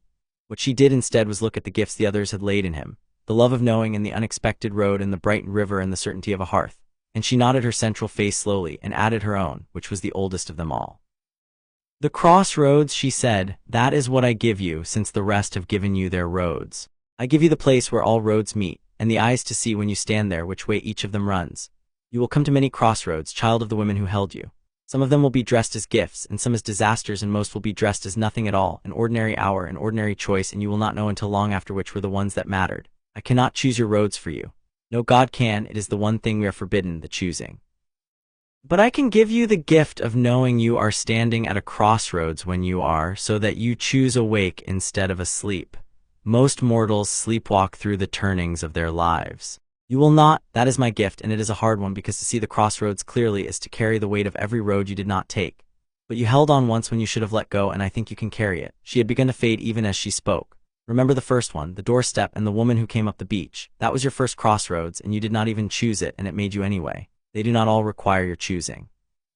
Some are chosen for you in love by others. Those are the ones to be grateful for. And she was gone, back to the crossroads she was, and the cold light closed over the place where she had stood. And then the light went red. Ares had been waiting at the edge of the trial in the place where the war god waits, and he came last and largest, and the stars guttered out at his approach. And the cold plain of light became a field after a battle, churned mud and smoke and the things that lie on such fields, and Harry stood in the middle of it with his white supplicant's robe gone gray with ash and faced the god who had been watching him since he was 9. You are an affront, Ares said, and his voice was the sound an army makes. A male, raised by the women who deny me, blessed by gods who should know better, loved by the daughter of the clay who has broken my armies 100 times. You should not exist, and yet. He circled vast, red-eyed. And yet you are precisely the kind of thing I have waited 3,000 years to find. A weapon already forged, trained by the best, powered by the old magic, with a war in your future whether you want one or not. For the world out there has not forgotten you, little wizard, and the wraith that killed your blood parents is gathering itself even now. And Olympus is older and more fragile than these women have told you. And there will be war, oh, there will be such a war. The only question is whose hand holds the weapon when it comes. He leaned close and the smoke parted, and his offer was simple and ancient and seductive in the way only the truly terrible things are. Come to me, be mine. I will make you the greatest warrior the world has seen since the demigods walked openly under the sun. I will give you a war worthy of what you are and victories without end, and I will never once treat you as a wound to be protected. The women love you, yes, but they fear what you are. I do not fear it, I want it. Come and be what you were made to be. And it would have worked perhaps on a different supplicant, on a child who had grown up doubting he was wanted, who had spent his life proving his worth, who hungered to be seen as a weapon rather than a wound. Ares had chosen his words for exactly such a child, because he had been watching for 9 years and he thought he knew the shape of the youth he was tempting. But he had been watching from the red dark from far away, and he had missed the boat under the cliffs, and the lasso, and the truth Harry had felt go all the way down into the place the doorstep had carved. He had missed the morning Artemis pressed her forehead to his and called him her own. He had missed 8 years of mornings and Hestia's quiet gift and the whole long patient work of a family that had refused to let a frightened thing believe it was alone. You're wrong about one thing, Harry said. His voice did not shake. The part of him that might have shaken had been answered years ago on a boat by a woman holding a rope. They're not afraid of what I am. They were afraid for me. That's different. It's the most important difference there is. My mother taught me that when I was 6 and you weren't there to hear it. They know exactly what I am. They've known since I was a baby. They cleansed the worst thing in the world out of my blood with their bare hands because they wanted me, the whole of me, the dangerous parts most of all. He met the red eyes, 15 years old, ashed to the knees, entirely unafraid. You want a weapon? I'm not a weapon. I'm somebody's son. 4 or 5 somebody's. Actually, it gets complicated. And no son worth the name takes the deal that makes his mother's enemy his master. He let the river rise in him, gold against the red, bright and clean. You should go. I've got a family waiting outside that door, and they're holding the whole sky up to keep me safe in here, and I'd hate to keep them. Thank you for the offer. The answer's number. It was always going to be number. You just didn't know me well enough to know that yet. For a moment the war god's fury filled the whole world, and the field of battle heaved, and the smoke came roaring in, and then it broke against the gold the family was pouring through the door. The song in the outer ring, the joined hands, the anchors that did not let go, and Ares, who could not in the end take by force what would not come willingly, drew back into the red dark with a sound like a distant collapsing wall and a promise that was not a blessing. Then I will make the war come to you, he said, fading. And we will see, weapon, whether love holds when the sky is burning. We will see what you are when there is no door and no song and no one left to hold on. I am patient. I have waited 3,000 years. I can wait a little longer for the pleasure of breaking what these women have made. And he was gone, and the red light with him, and the trial closed, and Harry stood alone in the ordinary temple with his white robe gray with ash that no one else would ever see. The gifts of Olympus settling into him like coals banked for a long winter, and the doors opened, and his family was there. They caught him as his knees went, all of them at once, and it was Diana who got there first and Artemis half a breath behind and Mala and the queen folding in around, and they held him up the way they had held him down through the cleansing 15 years before, and Harry, drained to the dregs and shining faintly gold at the edges, told them everything while they walked him down the long stair into the dawn. He told them about Athena and the love of knowing, and Hermes and the unexpected road, and Apollo brightening the river in him, and Hestia's gift that had only confirmed what they had already given. And then he told them about Ares and the offer and what he had answered and the promise the war god had made as he faded, and his family went very quiet around him on the stair. He's going to bring the war here, Harry said. To us, because of me, because I told him number. He stopped on the step, gray with ash and grief, 15 years old. Maybe I should have, number 4 voices, near enough to one. It was the queen who finished it, turning on the stair to face him, the dawn coming up gold behind her. You will not finish that sentence, and you will not carry that weight, because it is not yours to carry. Ares did not threaten war because you refused him. He threatened it because we love you, and a thing that loves is a thing he has spent his whole existence trying to prove is weak. He is wrong. He has always been wrong. And when he comes, for he will come, he does not make idle promises. He will find that the love he thinks is a weakness is the strongest wall ever raised on this island, stronger than the one that kept his kind off these shores for 3,000 years. She came up 2 steps and took his ash-gray face in her hands, the queen of the Amazons, his grandmother. You told the god of war that you were somebody's son, and no son takes the deal that makes his mother's enemy his master. Do you know what that was, Harry? That was not a boy passing a trial. That was a man choosing his people. The law that waits for you to come of age has already been answered in the only court that matters, by your own mouth in the dark with a god's offer on the table.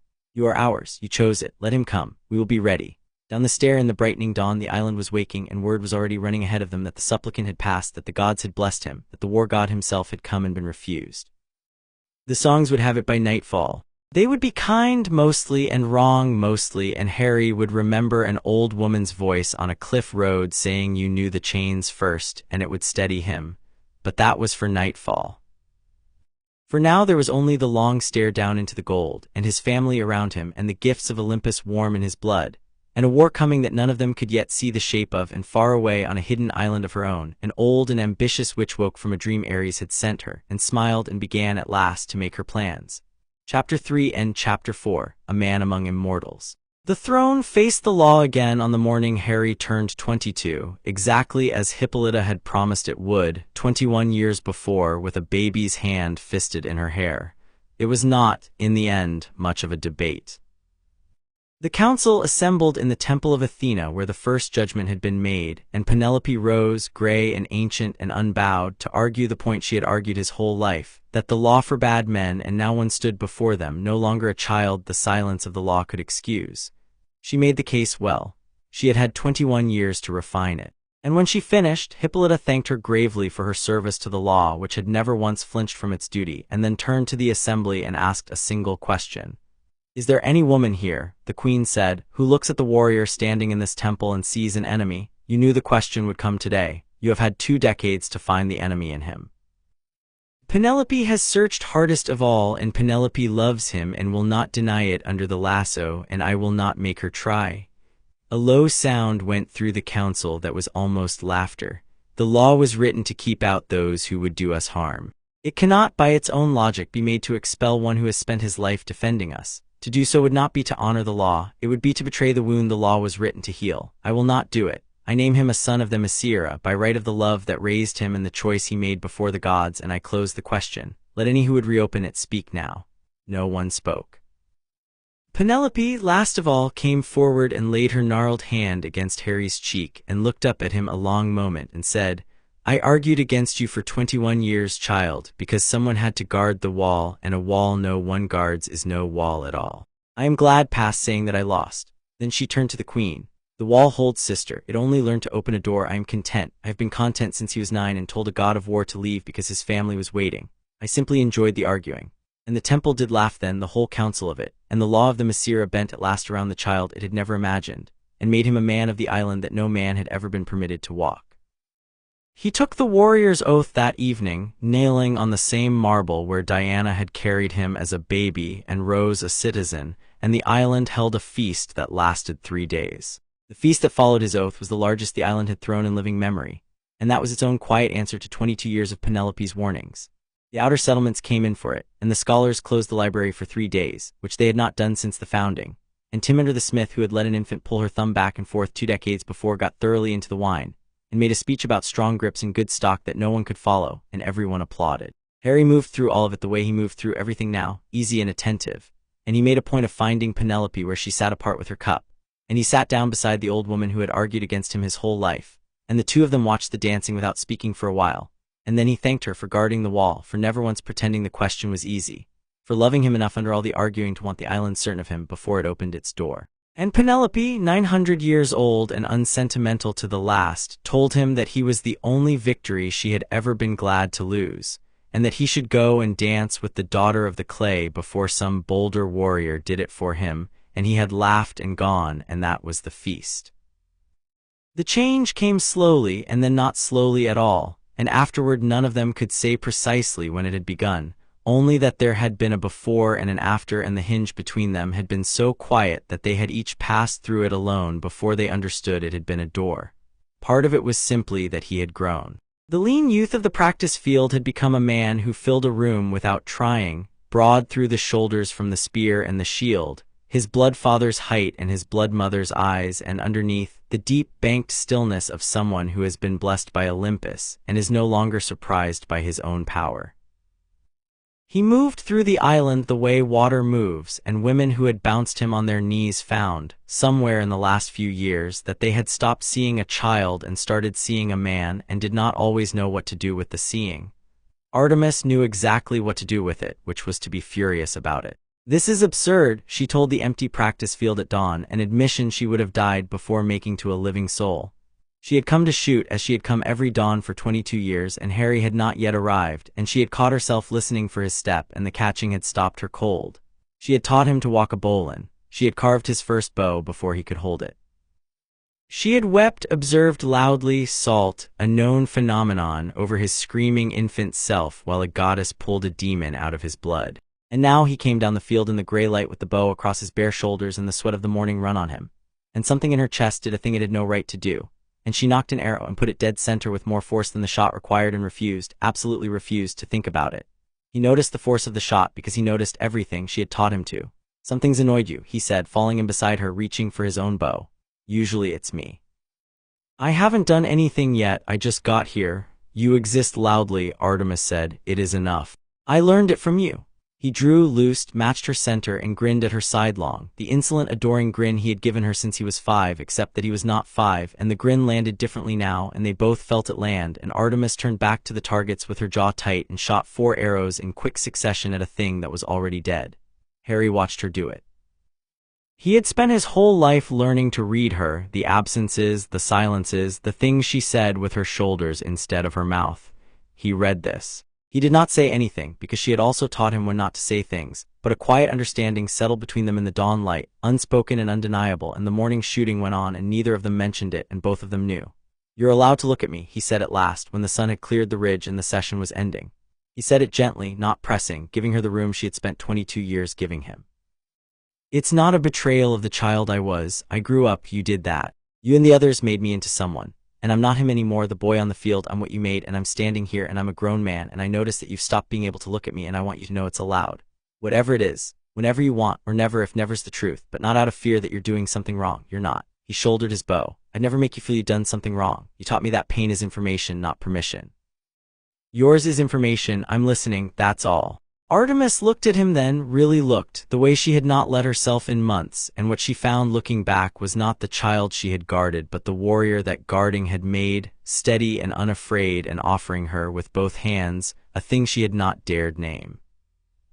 She crossed the field and gripped him by the back of the neck the way she had 100 times and pressed her forehead to his, hard, the warrior's gesture, and then she did not pull back, and the gesture became something else, something that had been 22 years in the slow making, and the dawn held them both, and the target stood forgotten in the gold, full of arrows, witness to nothing they would ever tell. "You insufferable creature," she said against his mouth, fierce and undone.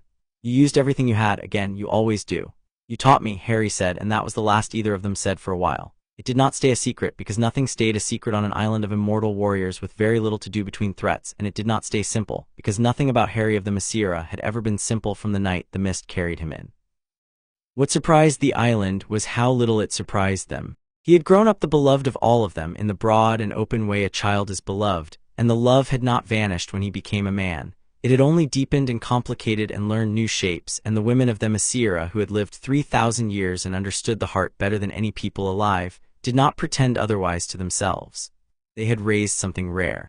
They had poured 22 years of devotion into him, and he had grown into a man who returned it with his whole self, attentive and warm and entirely without the grasping that the man's world bred into its sons.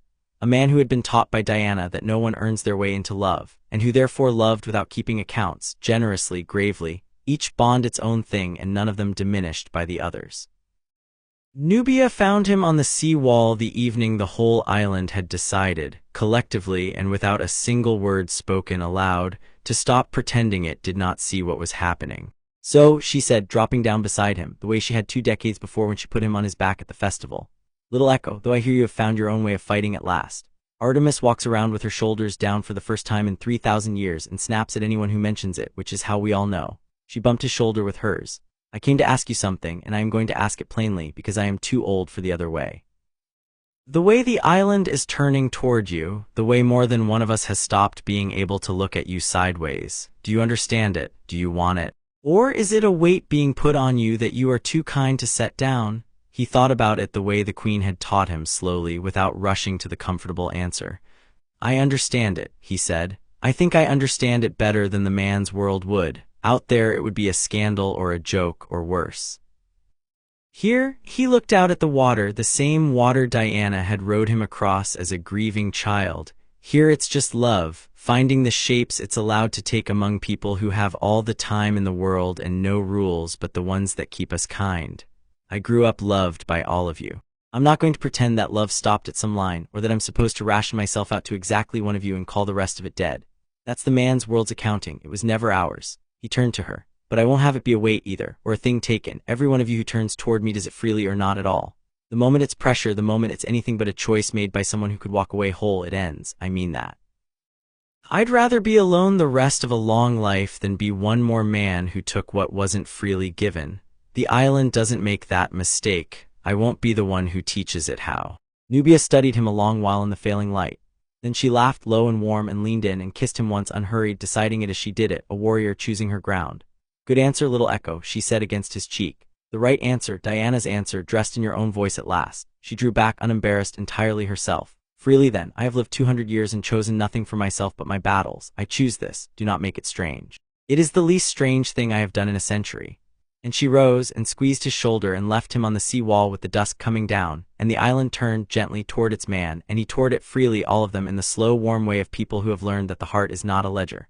Mala was the one who said the least and meant the most, which had been true his whole life and did not change now. He found her at the forge where he had always found her, where he had pumped the bellows as a forbidden child and learned the river of his magic alongside the river of the fire. She was working a blade when he came in, and she did not stop, because Mala stopped for very little, and he settled onto the bench that had been his since he was small and watched her hands, the strong scarred hands that had held his through a goddess's cleansing before he could speak. "You have been making the rounds," she said to the metal not unkindly. "Artemis, Nubia, Diana, this morning on the water I saw the boat sit still and I knew. The whole island has turned toward you like a field of flowers toward the sun. And you have been honest with each of them, which I am told, because I am told everything that happens on this island whether I wish to be or not." She quenched the blade, steam rose between them. "And now you have come to me and you are sitting on that bench with your hands folded, waiting for me to make it easy, the way I made everything easy for you when you were small. I am not going to make it easy. You are a man now. Make it yourself." He had loved her too long to be wounded by her bluntness. It was, in its way, the most affectionate thing about her. "I came," he said carefully, "because you've been the steadiest thing in my whole life. Diana was my first and my deepest, and Artemis sharpened me, and the queen taught me judgment, and Nubia put me on my back and told me to find my own way. But you taught me how to hold grief and not go hard against it. You taught me a body heals toward what it's given. You sat with me when Iola died and didn't leave my side, and you told me I'd be very large one day and made me promise to be large around my losses instead of hard against them. Everything good I learned about being a person who lasts, I learned from you, at this forge." He looked at her steadily. "I didn't come to make you choose anything. I came because you know if I went to everyone else and skipped you, and you know exactly why, and I'd rather be honest at your forge than a coward anywhere else. That's all. Whatever you want this to be, including nothing, including just this, me on the bench, you at the fire, the way it's always been, I'd be grateful for it. You're the reason I'm someone worth turning toward at all." Mala set down her hammer. She came and sat beside him on the bench, the way she had 1,000 times, and she was quiet a long while, the fire ticking down between them. And when she spoke her voice had lost its bluntness, and found the thing underneath it that she had spent 600 years keeping for the few she loved. "I held your hand when you were a day past having a demon in your blood," she said. "I have mended every hurt you ever brought me, from a scraped knee to a broken heart over a girl who is long gone now. I have watched you become the best thing this island has made in 3,000 years, and I have done it from the forge in the smoke where no one looks, because the smith is always at the edge of the celebration and never at the center, and I made my peace with the edge a very long time ago." She took his hand, the scarred fingers folding around his, the oldest grip he knew. "And then you grew into a man who comes to the edge on purpose and sits on the bench, and tells the smith she is the center. Do you know how rare that is? In 600 years, no one comes to the forge for me, Harry. They come for the blades. You came for me." Her thumb moved over his knuckles. "So, not nothing. I am too old and too honest for nothing, but slow and quiet and at the forge where I am myself. You have a great many bright loves turning toward you in the open, in the sun. Let me be the one in the warm dark by the fire, the steady one, the one you come back to when the bright ones have worn you out. I have been that for you your whole life. I find I do not want to stop. I find, in fact, that I have wanted this longer than I have let myself know, which is the sort of thing a body learns about itself far too late." She squeezed his hand once and let it go and picked her hammer back up herself again. "Now pump the bellows. You are not too grand for it. You have never been too grand for it, and you never will be, and that is precisely why the island turned toward you. Pump." He pumped the bellows. The fire roared up between them, and Mala worked her blade, and Harry sat at the forge where he had always sat, and the warmth of it was the warmth of the whole of his life. And neither of them needed to say anything more, because some loves are loud and some are the bank coal that keeps the house warm all the long night, and they had found at last the name of theirs. Diana was the hardest and the slowest, and she would not have had it any other way. She had carried him off the doorstep. She had been the first face he sorted into home, the DD his clumsy infant mouth had found before any other name. She had rowed him across the water with a grief too big for a table and taught him with the lasso that no one earns their way into love. Of all of them she had been most a mother to him, and the word sat in her like a stone she could not set down, and she did not try to lie her way around it, because she had spent her life refusing the comfortable lie. "I don't know how to be this," she told him. They were out on the water in the small boat that was nominally for fishing, because that was where the two of them took the things too large for land. "I have turned it over 100 ways. You are not my son by blood. You are not my son by the body I carried you. I did not bear you. And yet I raised you, Harry. I taught you to read. I taught you the lasso. There's a shape this had for 22 years, and the shape was mother, and I do not know how to set it down, and I do not know if I should, and I will not pretend to simplicity. I do not feel just because the island has decided to be generous about complications.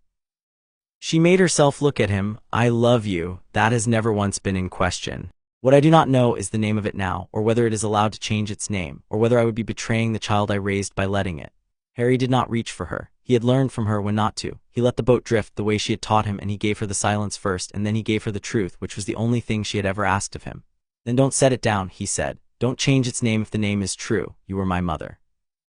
You'll always be my mother. That's not a role you retire from because I grew up, and I'd never ask you to.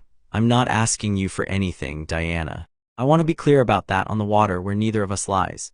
The others chose what they chose freely, and it's theirs. You don't have to choose anything. You raised me. That's already the largest thing anyone has ever done for me. If that's the whole of what we are, it's enough. It's more than enough. It's everything. He looked at her green eyes steady, his blood mother's eyes that she had spent 22 years loving. I will love you exactly as much either way. That's the part the man's world never understands, and you taught me when I was 9. Love isn't a ledger. There's no version of you I love less. There's no answer you can give me that costs you anything. Stay my mother forever. I'd be honored. That was always the best thing I ever got. And Diana, who had been braced for him to want, found instead that he had handed the whole choice back to her, unconditioned, the way she had handed him the lasso in the same boat when he was a frightened child, and the thing that broke loose in her chest was not the thing she had feared. She did not answer the question that day. She did not need to. He had told her she did not have to, and meant it, and the not having to was its own answer, the one that let her, much later in her own time, on her own terms, come to whatever she came to, slowly and gravely and entirely freely, the way the daughter of the clay did everything that mattered. For now she only reached across the boat and took his hand, the way she had taken it the day she rowed him out with his grief, and they sat in the drifting quiet, mother and son and whatever else the long years might gently make of them, and let the water hold them and did not rush. That was the morning. That afternoon Circe came. She did not come as an army at first. Circe had never in 3,000 years come as an army when she could come as a poison. The first sign was the animals. The wild horses of the high meadow came down screaming at midday, eyes rolled white, and behind them the goats, and behind the goats the very birds fell out of the sky, and the priestesses in the deep temple felt the island's old magic curdle like milk left in the sun. Then the mist at the boundary, the mist that had kept Themyscira folded out of the world for 3,000 years, that no compass could cross twice, began to thin and tear, and through the tear came a sound like 1,000 women laughing at once with no joy in any of it. Harry felt the crossroads open under his feet, Hecate's gift waking cold and clear. He was on the sea wall with Diana when it broke, and he was moving before the alarm horns sounded, the river rising in him gold and ready, his mother's wand in one hand and the spear Mala had forged him in the other. Circe walked out of the torn mist onto the harbor steps as though she had been invited. She was beautiful in the way of very old and very cruel things, ageless and amused, robed in colors that hurt to look at directly, and at her back came her transformed legion, not soldiers but the made things, the men and beasts and the men-made beasts she had collected across 3,000 years of spite, a tide of howling shapes pouring through the wound in the mist. The Amazons met them at the harbor with the discipline of 3,000 years, Philippus calling the lines, Nubia's royal guard wheeling into the breach, arrows darkening the sky from the walls where Artemis had taken the high ground without being told, and the harbor of the Themyscira became, in the space of 100 heartbeats, a battlefield such as the island had not seen since the gods raised it from the sea. Diana, Circe called over the carnage, delighted, her voice carrying the way only a god-touched voice can.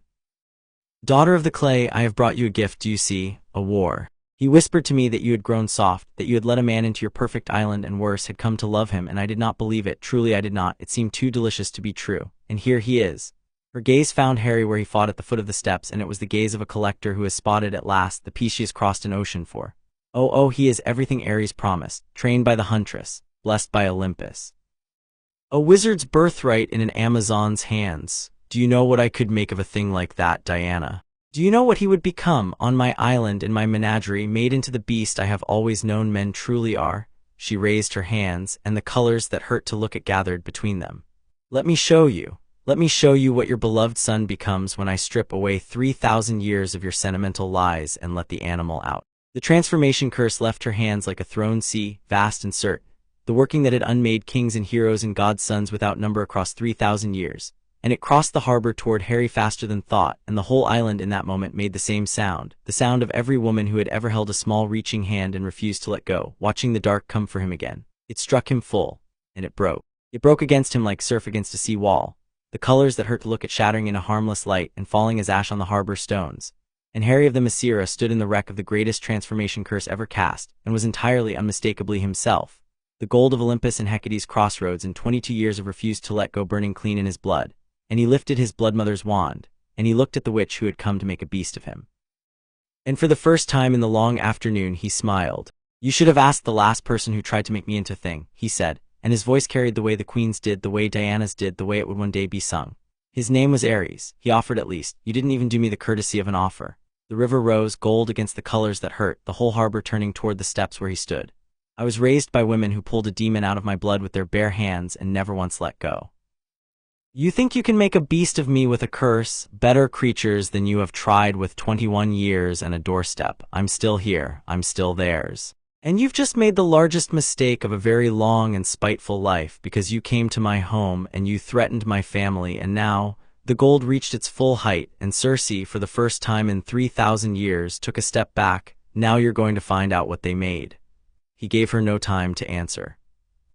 The river came out of him not as a single bolt, but as a working, the kind he had spent a decade learning to braid.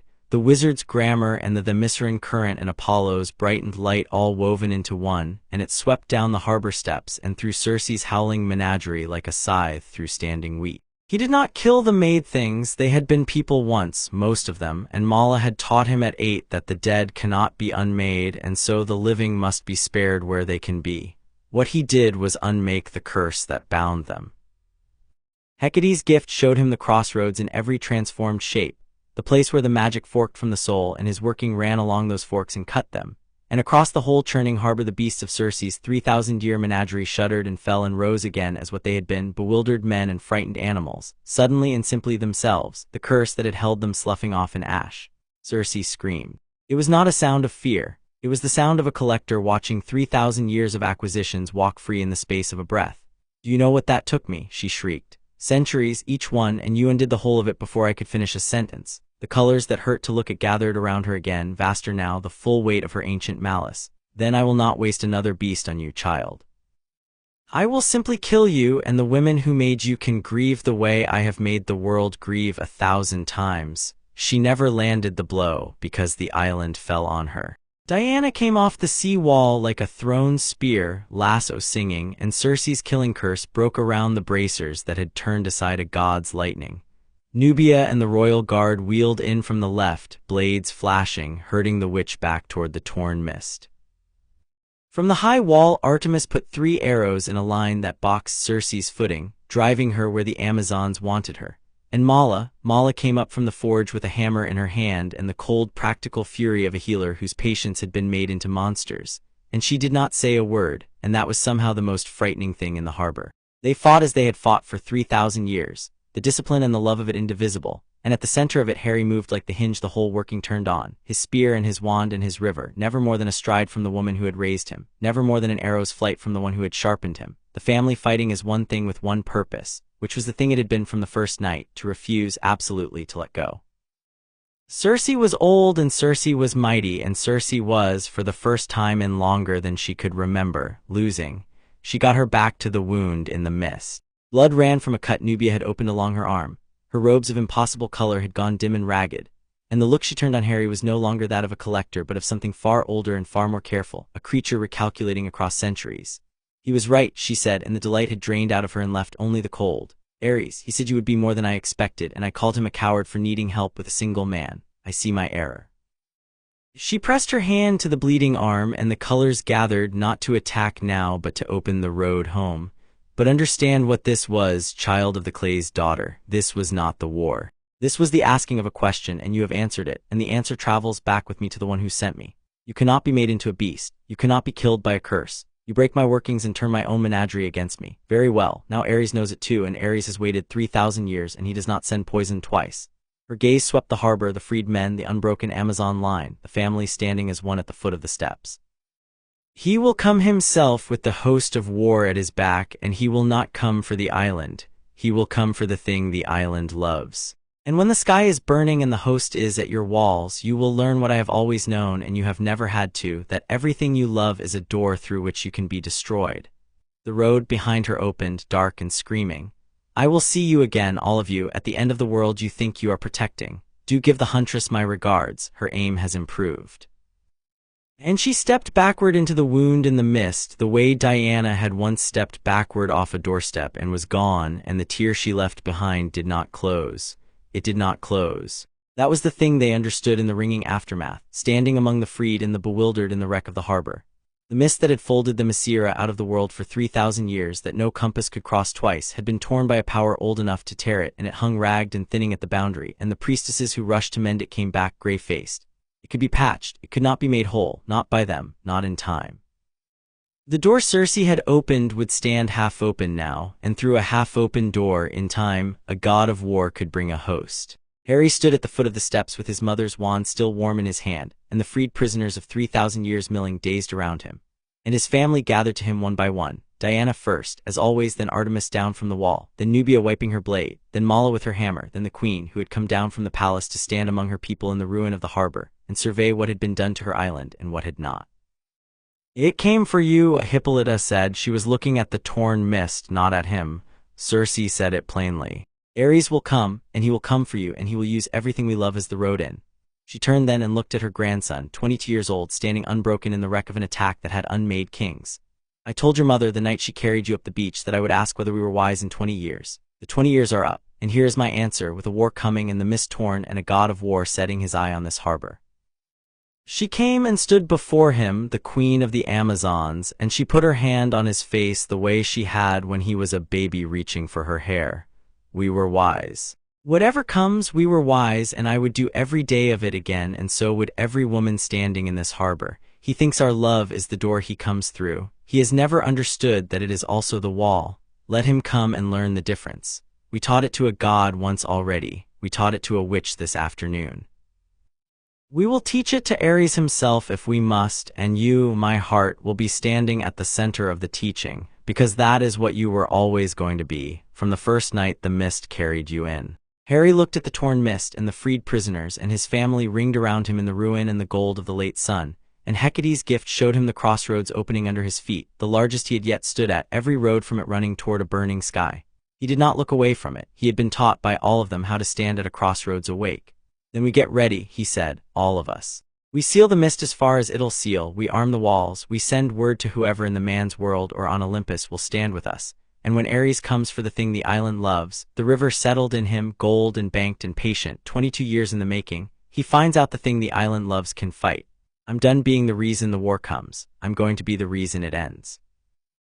He looked at Diana and Artemis and Mala and Nubia and the queen, the whole strange, devoted family that the mist and the law and 3,000 years of refusing to let go had made. We hold on. That's the rule. It's been the rule since the first night. Whatever he sends, we hold on to each other, and we don't let go, and we make a liar of the cold. His hand closed around the wand his blood mother had died to leave him. Let him come. Far away in the red dark where the war god dreams, Circe knelt and made her report, and Ares listened.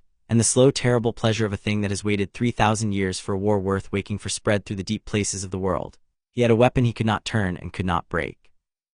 So he would do the other thing, the older thing, the thing that worked on weapons that would not be turned. He would come for everything around it all at once with the host of war at his back, and he would burn the door called love until there was nothing left for the weapon to hold on to. And then, when there was no door and no song and no one left to refuse to let go, he would see at last what Harry of the Themyscira was, alone in the dark with the sky on fire. The war was coming.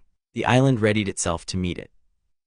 And on the torn boundary of the only place on earth a goddess had never been able to fully see, the mist hung half open, and through it, distant and patient and growing, came the first far drums of the host of war. Chapter 4 and Chapter 5, The War God's Envy. They had a month before the drums grew loud enough to count, and they spent it the way the island did everything, which was together. The mist could not be made whole. The priestesses confirmed it within days, gray-faced and apologetic, kneeling at the torn boundary with their hands full of magic that slid off the wound like water off oiled bronze. What they could do was watch it. They set the deep temple to a ceaseless vigil, 3 priestesses always at the breach, and they built into the watch a warning working that would sound the moment the host came through. so that the island would not be surprised in its sleep. It was the best that could be done, and it was not enough, and everyone knew it was not enough, and no one said so, because saying so changed nothing, and the island had 3,000 years of practice at not wasting breath. Harry led the preparing, and that itself was a thing the island marked, because no one had given him the leading. He had simply taken it up the way water takes up the shape of a riverbed, and the warriors had fallen in behind him without a word, even the old ones, even Philippus, who had put him on his back in the wrestling at 15, and now took his orders for the walled defenses with a soldier's plain respect. He walked the fortifications at dawn with Artemis, planning the fields of fire. He sat with the Queen and Penelope over the old maps, the records of every assault the island had ever turned back, learning the shape of 3,000 years of war in a month.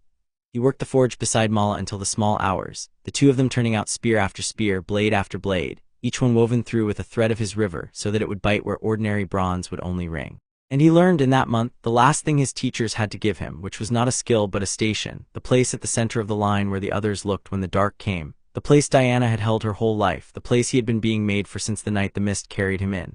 The arming of the island in that month was a thing to see, and Harry saw the whole of it because he had asked for the whole of it. He walked the outer settlements himself, settlement by settlement, and he did not give speeches, because Diana had taught him that a people about to fight does not want speeches, it wants to be looked in the eye by the one who will stand at the center of the line. So he looked them in the eye. He learned the names of the smiths in the far villages and the captains of the small far watches, and he asked them what they needed and got it for them, and he did not promise them they would all live, because they would not, and the island had 3,000 years of practice at smelling that particular lie. What he promised them instead was that no one would stand alone, that the line would hold because it was one line from the harbor to the high meadow, and that whatever came through the torn mist would have to come through all of them to reach any of them. It was the island's oldest principle, the thing the law had only ever been a clumsy expression of, and hearing it in the mouth of the one the law had once forbidden, the far settlements understood at last, in a way the songs had never managed to teach them, exactly why the throne had kept him. He was not the breaking of the wall. He was the reason behind it, walked out into the open and given a face. "You are good at it," Diana told him on the wall in the last of the daylight, watching the warriors drill below. "The leading, better than I was at your age. I had to learn to make them follow. You only had to let them." She was quiet a moment. "It frights me a little, how ready you are. I keep waiting to find the place where we sent you out too soon, and I keep not finding it, and that is its own kind of fear, that we did the work so well there is nothing left to protect you from but the war itself." "You can still be frightened for me," Harry said. "It's the most important difference there is. You taught me that when I was 6. He turned from the drilling warriors to look at her, the woman who had carried him off a doorstep, who had not yet answered the question he had handed back to her in a boat, and who he would never press for an answer. "You frighten for me all you like. Just don't be frightened of standing next to me when it comes. That's the only thing I need. The rest I can do, but I can't do it if the people I'm doing it for are behind a wall where I can't see them. Stand where I can see you. That's all I've ever needed from the first night, someone to hold on to." Diana looked at him a long while in the failing light, and whatever she had been carrying since the boat shifted in her, settled, found a shape she could live inside. She did not say what it was. She reached out instead and took his hand, the way she had in the boat, the way she had the day she rode him out with his grief, and then she did not let go when the moment for letting go had passed, and her thumb moved over his knuckles, and the thing between them that had waited so patiently for her to be ready stopped waiting gently in the gold of the last light on the wall. "There," she said quietly, more to herself than to him. "I have turned it over for a year, and it turns out the answer was simple, and I was only afraid of how simple. I am your mother. I will always be your mother that does not retire, and I am also this, both. The way Hestia gave you the hearth and it did not unmake the home you already had. I can hold two true things at once. You taught me that on this wall just now, you insufferable creature." It was Artemis's word, and she used it on purpose, and the using of it was a door opening. "Stand where I can see you. I will stand where you can see me. We will hold on. We have always held on. Let the god of war come and learn what that means." And she drew him in, on the wall in the last of the light, and the kiss was a year in the making and a quarter-century in the foundation. And it was the daughter of the clay choosing freely, gravely on her own terms and in her own time, exactly as he had promised her she could, and below them the warriors drilled on and the torn mist hung at the boundary, and the drums of the host of war beat distant and patient in the dark, and for one more evening the island held its man and its peace. And did not let go of either. The bonds deepened in that month, all of them, in the warm, grave way of people who can count the days until the dark. There is a particular tenderness to the time before a war, when every ordinary hour is known to be precious because it is known to be numbered, and the island lived inside that tenderness for a month and was not ashamed of it.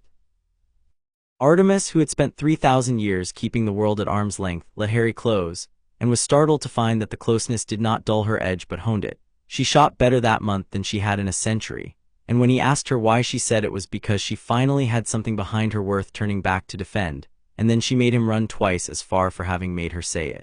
Nubia laughed more and fought harder and told him stories of the old wars over wine in the evenings. The royal guard gathered round, weaving him into 200 years of the island's memory so that he would carry it forward when she was busy dying gloriously, which she fully intended to avoid but planned for anyway, being a soldier.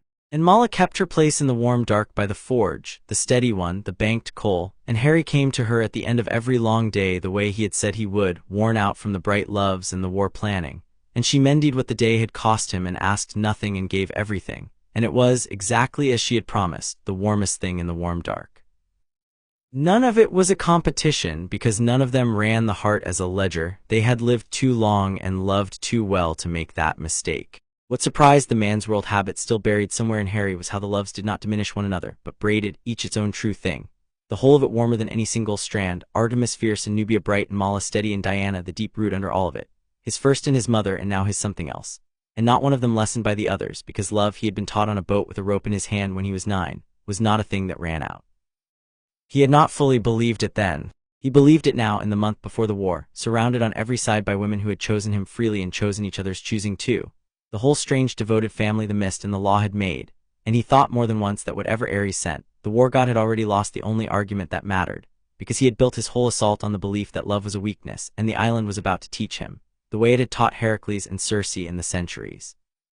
That he had never understood the first thing about it, that was the part Ares could not see in the red dark, counting his host.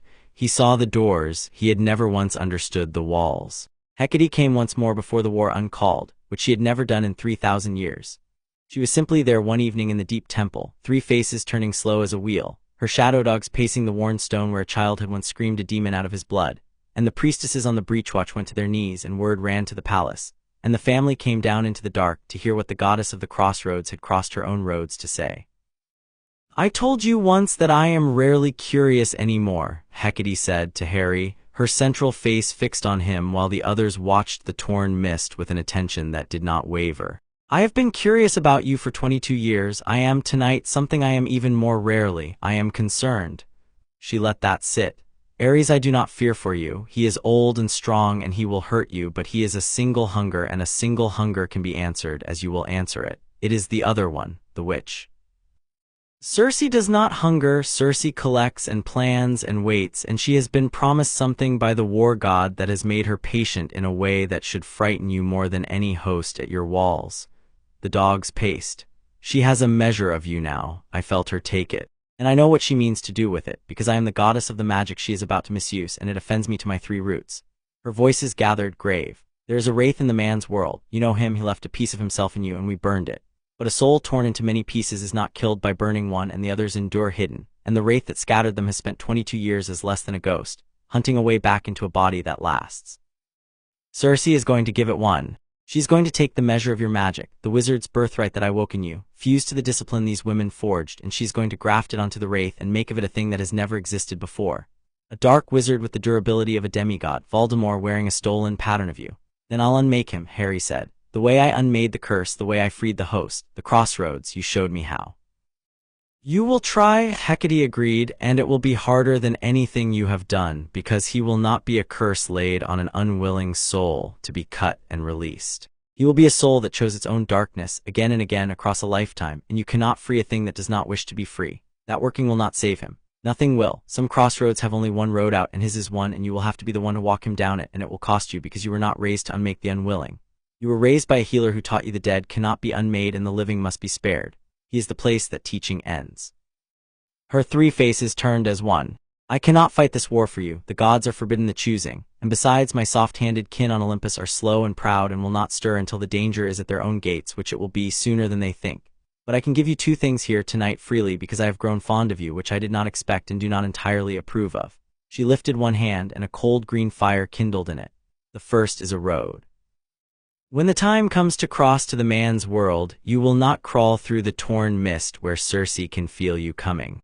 You will come by my road, the crossroads between all places, and arrive where she does not expect you with your whole family at your back. That is the gift the man's world will never see coming, that you come through the door of the goddess of magic herself.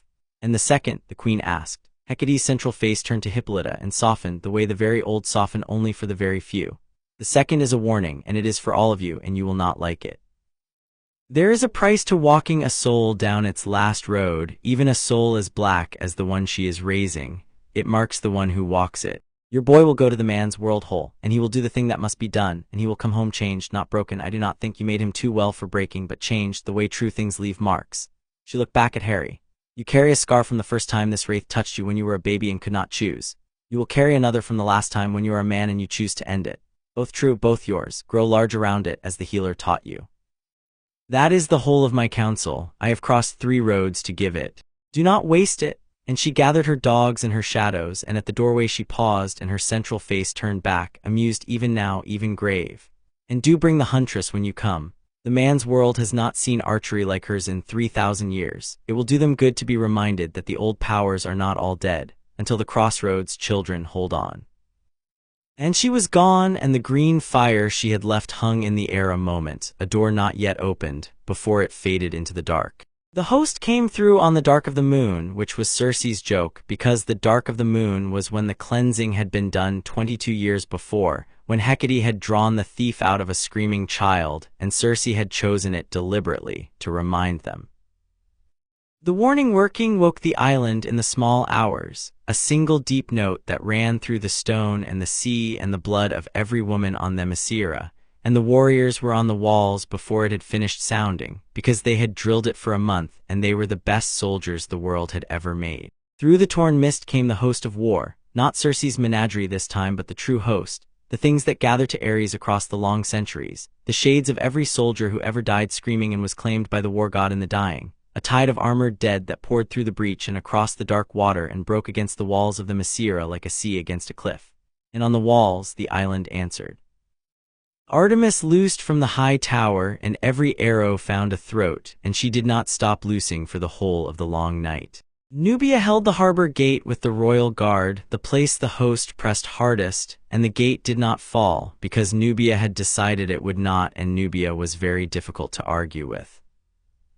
Philippus walked the lines, calling the order that 3,000 years had refined to a single living instrument, and the queen herself came down into the fighting, sword in hand, the way she had not in a century, because her island was under siege and her grandson was at the center of the line, and there was no force in any world that would have kept Hippolyta off that wall. And Diana was everywhere, lasso and bracer, and the cold joy of a warrior who has finally been given an enemy worth the whole of her, cutting through the armored dead like the daughter of the gods she was, never more than a stride from the one she had chosen on the wall in the last of the light. At the center of all of it stood Harry. He had taken the place Diana had held her whole life, the hinge the line turned on, and he held it the way he held everything now, with the river of 2 magics running gold and bottomless in his blood and the gifts of Olympus banked behind his eyes. He did not fight as a man fights, one enemy at a time. He fought as a working, the wizard's grammar and the Themysciran current woven into a single vast labor, and where he turned his attention the host of the dead came apart, not killed. For they were already dead but unmade. The war magic that bound them to Ares will cut at the crossroads Hecate's gift showed him, so that shade after shade shuddered and sighed and was released at last from the war that had claimed them. Going wherever the truly dead go, when the thing that held them lets go. He walked the wall, releasing the dead by the 100 gold light pouring off him, and behind him the living Amazons held the line he cleared, and the host that had been meant to drown the island in numbers found its numbers melting in the hands of a man who had been taught by a healer that the dead cannot be unmade, and so the kindest war is the one that sets them free. The cost came at the harbor gate in the worst hour of the night, when the host pressed the breach so hard that even Nubia's guard bent under the weight of the armored dead. A shade got past her shield, one of the old ones, a king shade by the broken crown still fused to its helm, with a spear of cold iron and 3,000 years of practice at the killing, and it drove the spear up under Nubia's guard before she could close the line deep, the kind of wound that ends 200 years of a warrior's life in a single careless heartbeat. She did not cry out.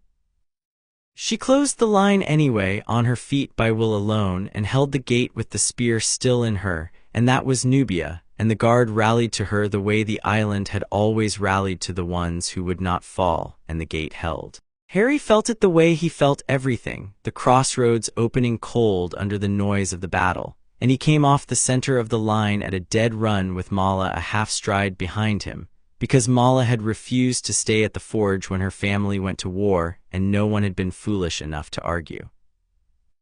They reached the gate as Nubia's knees finally went, and Harry caught her, and Mala's hands were on the wound before he had finished lowering her, the healer's hands that had held a screaming infant through a cleansing, working now with the cold fast certainty of 600 years. "Hold the line," Nubia said, gripping Harry's arm hard enough to bruise. "Do not you dare lose my gate because I got careless, little Echo. I will never forgive you. I will haunt you and I will be very good at it. You're not dying," Harry said. He had his hand over Mala's, the river running gold down into the wound alongside her craft, the wizard's mending and the healer's both, the thing they had built together over a decade at the forge. "You held the gate with a spear in you. You don't get to die after that. It would be embarrassing." "Mala, I have her," Mala said, not looking up, her hands buried in light. "The iron is out, the bleeding is stopping. She will live, the stubborn creature, because she is too proud to do otherwise and because you are pouring half your river into her, which you will pay for at dawn. Get back to the center. The line is bending where you left it. Go, Harry, we do not lose the gate and we do not lose her. Both true, go hold the rest of it. I have this corner of the family. Go and hold the other." He went, because she had taught him to trust her hands his whole life, and he carried the gold of the saved gate back to the center of the line, and where he passed the bending line straightened, because the warriors saw that Nubia lived and the one at the center had made her live, and there is no rallying cry in any language stronger than the sight of the dark being turned back from someone you love. The host pressed, and the island answered, and the gate held with Mala kneeling behind it, pouring 600 years of healing into a warrior too proud to fall, and that was the cost and the answer to the cost, both in the same hour, the way the island had always met its wars. It was not enough to win. It was enough not to lose. Through the long night, while the drums beat and the dead came on, and somewhere in the gray before dawn the drums changed and deepened, and the host drew back from the walls, and the war god himself came through the torn mist to see why his weapon would not break. Ares on the field was not the red presence of the trial. He was worse because he was real, 40 feet of war given a body, armor black and dented with 3,000 years of slaughter, a sword in his hand that had drunk the blood of heroes without number, and his eyes, when they found Harry at the center of the line, held the particular hatred a god reserves for the one thing it has wanted and cannot have. "You free my host," Ares said, and the walls shook with it. "You take the dead I have gathered for 3,000 years, and you let them go, one by one, with your healer's hands. Do you know how long it took me to claim them? Do you know what I had to whisper, in how many dying ears, on how many fields to make them mine?" He came across the churned ground, vast and terrible, and the Amazons fell back before him, because there was no choosing not to, all but the family who did not fall back, who closed in instead around him at the center. "And here you stand. The weapon I forged in these women without their knowing, blessed by my soft-handed kin, undoing in a night the work of my whole existence. I should have killed you in the cradle. I did not, because I wanted to wield you, and that was my error, and I have come tonight to correct it. I will kill you in front of them. I will make the daughter of the clay watch the thing she loves die on my sword, and I will feed on her grief for another 3,000 years. And that will be the war worth waking for, after all, not your strength, child, but her sorrow. That was always the prize. You were only ever the road to it." "You keep saying that," Harry said. He stood his ground as the god came on, his mother's wand in one hand and Mala's spear in the other, his family closed around him, the river rising gold against the dark. "That were roads to each other, doors you come through. You've been saying it since I was 9, and I've never once been able to make you understand why you're wrong, so let me try a last time, since we're here, since the sky's on fire and you've finally bothered to come yourself." He lifted the wand. "You think love is a door, a weakness, a way in, and you're right that it's a way in. You came through it. You're standing on my home because you found the thing we love and aimed a war at it. But here's what 3,000 years in the red dark never taught you." The gold reached its height, and the whole family blazed with it, because he had woven them into the working, everyone, Diana and Artemis and Nubia and Mala and the queen, the anchors, the circle, the refusal to let go. "Love's a door that only opens one way. You can come in through it. You can never ever come out the same. You walked into family tonight, Ares. You think you're here to break us. But we've been holding on to each other since the first night the mist carried me in, and you just put yourself inside the thing we're holding, and now." He did not finish in words. He finished in the working. It was the cleansing grown to the scale of a god. It was 22 years of refusing to let go, woven into a single vast labor and aimed not at Ares' body, which no mortal magic could break, but at the thing that gave the body its power, the war he carried, the centuries of claimed dead, the slaughter he had drunk and called himself. Hecate's gift showed Harry the crossroads in the god himself, the place where Ares the person forked from Ares the war, and the family poured through that fork everything they were. The love the god had called a weakness, and it went into him like light into a dark room. And Ares, god of war, who had built himself out of 3,000 years of human sorrow, was forced for one unbearable moment to feel the other thing humans made, the holding on, the not letting go. The love that was the exact and equal opposite of everything he had fed on, and it was, to a creature made of war, the most catastrophic wound imaginable. He screamed. The sound broke the torn mist whiter. And then the god of war, who could not be killed but could be hurt in the one place he had never guarded, drew back, staggering, diminished, his hosts scattered and freed, his great sword dragging, and fled the field of a battle he had not imagined could be lost, back through the breach into the red dark, to nurse a wound that would take a long age to heal and to hate, with the cold, patient hatred of the immortal, the family that had given it to him. The dawn came up over the Themyscira, and the island had held. But it had not held whole, because wars do not let you hold whole, and the cost came clear in the gray light. Circe had not come to fight. That was the thing they understood as the sun rose on the wreck of the harbor and the freed dead faded and the warriors counted their hurts. Circe had come under the cover of Ares' host to do the only thing she had ever truly wanted, and while the island's whole strength was bent against the war god at the wall, she had slipped to the torn boundary and through it and gone, not in retreat but in errand, carrying with her the one thing she had crossed an ocean of spite to gather. She took a measure of him, the chief priestess said, kneeling at the breach, her hands gray with the residue of the working Circe had left behind. Of Harry. Blood or near enough, she had a thread of his magic from the first attack, from when his working broke her curse and her menagerie. She has been building toward this since that afternoon. She did not come to make him a beast. She came to learn the shape of him, the magic that cannot be killed by a curse, and now she has it, and she has taken it through the mist into the man's world, and the priestess looked up gray and grim. She means to use it, to make something. The working she left here is half a recipe, my queen, and I can read enough of it to be frightened. She is going to raise a thing out there, something she has been promised. Something dark and broken in English that has been waiting a long time for exactly this, for a measure of the one magic strong enough to give it a body that lasts. The family went very still in the gray dawn, and it was Harry who said the name, because Hecate's gift had shown him the crossroads the moment the priestess spoke, and the road from it ran cold and far across the water to a country that thought him dead. Voldemort, he said, the Wraith. The one who killed my blood parents and put a piece of his soul in me. She's going to give him a body. Out of me, he looked at the torn mist and threw it west toward the man's world and the people who had made a legend of a child they thought lost. Ares can't break me. Circe couldn't make a beast of me, so they're doing the other thing. They're building a version of me to throw at me, a man who cheated death by tearing his own soul apart, given a body strong enough to last by a measure of the magic that wouldn't break. A weapon to set against the weapon. And they're doing it out there in the world I came from because they think I'll have to go alone, back to the people who abandoned me, away from the door and the song and the family. They think that's where they finally get me. Alone, he turned from the mist to his family, Diana, who had chosen him on the wall, Artemis, bloody and unbowed, Nubia, who had held the gate, Mala, the banked coal, the queen, sword still in her hand, 3,000 years of war and love standing in the dawn light. They've made the same mistake twice now, Harry said, and the gold settled in him, banked and patient and cert. Ares made it, Circe's making it again. They keep thinking the man's world is where I'm alone. He looked at each of them in turn, the whole strange, devoted family the mist had made of him. And the thing in his chest was not fear, though there was reason for fear. It was the deep certainty of someone who has known since the first night exactly who would stand at his back. I'm not going to the man's world alone. I'm going home to the place I came from, to finish the thing that started on a doorstep 22 years ago. And I'm taking my family with me. Let them learn what every enemy of this island has always learned too late. There is no place I am alone, there never was. They built a whole war on a lie, and now they're going to meet the truth of it in a country that thinks the boy who lived is dead.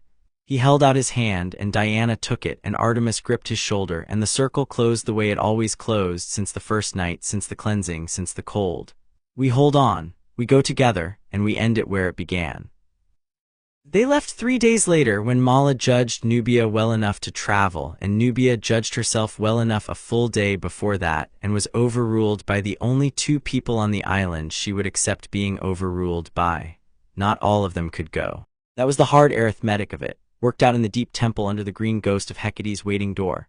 The island was wounded, the mist-torn Ares hurt but not gone. Someone had to hold the Themyscira, and there was only one someone the island would follow into siege without its prince and its champion. And so the queen made the choice that queens make, which is the one that costs them most. I stay, Hippolyta said before anyone could spare her the saying of it. I hold the island. I keep the door at our backs from becoming a knife in them. Do not argue, daughter, do not argue, any of you. I have ruled here 3,000 years by knowing which wall is mine to hold, and tonight mine is this one. Yours is over there. She came to Harry in the green light, and took his face in her hands the way she had when he reached for her hair as a baby, the way she had on the temple stair when he came down from the trial gray with ash. I held you the first night when you were a thing the mist carried in and the council wanted gone. I am not able to hold you on this road, it is not mine to walk. So I will hold the place you come home to instead. That is a grandmother's whole work in the end, to be the thing that is still standing when you come back. I will be standing. The island will be standing. Go and finish what began on the doorstep and then come home, all of you, and we will count it a victory and argue about the cost for a century, the way we always do. She pressed her forehead to his, the warrior's gesture, the one Artemis had taught him stood for everything words could not carry. Hold on, you know the rule, you have known it longer than you have known your own name. So it was Diana and Artemis and Mala and Nubia who would not be left behind, and Harry at the center of them, the family inside the family, who stood before the green door while the Queen and Penelope and the whole island that could be spared from the walls gathered to see them off. Hecate's road did not look like much, a seam of cold green fire hanging in the air of the deep temple, a crossroads folded small enough to step through, but the cold that came off it was the cold of every place at once, and the smell of it was the smell of the boundary the mist had once kept whole. You knew the chains first, the Queen said to Harry, the old words from the cliff road, the ones she had given him at 8 so the songs would never be the only thing he knew. Whatever they sing about you out there, and they will sing, the boy who lived come back from the dead with an army of goddesses, they will lose their minds. You knew the chains first. You knew the truth before the song, carry it, come home. I'll carry it, Harry said, the way he had at 8, completely the way he kept the things he meant. I'll come home. All of us. That's the rule. He looked at his family gathered close in the green light, the daughter of the clay and the huntress and the healer and the warrior of the gate, the whole strange devotion the mist had made of his life, and Hecate's gift opened the crossroads under his feet, the largest he had yet stood at, every road from it running west across the water to a country that thought him a legend and a corpse. He did not look away from it.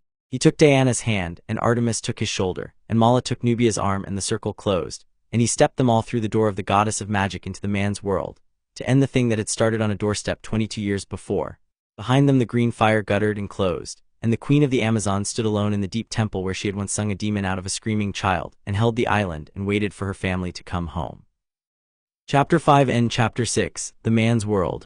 They came out of Hecate's road into a graveyard in the west of England, in the cold and the rain, and the first thing Harry of Themyscira ever did in the world he was born to was kneel at his parents' grave. He had not planned it.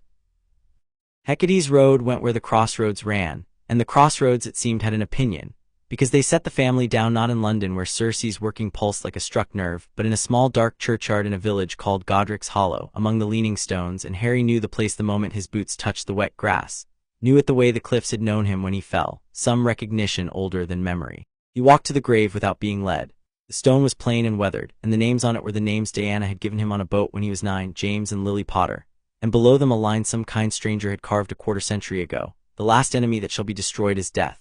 The family stood back and let him have it. Even Artemis, who had no patience for graves, who held that the dead were better honored by the living than by stones, stood back in the rain and let him have it. Harry knelt, the rain ran down his neck. He did not weep because the grief he carried for these two was a strange, weather-worn thing, grief for people he had never known whose whole gift to him had been a life among people who knew him completely, and it did not come out as tears.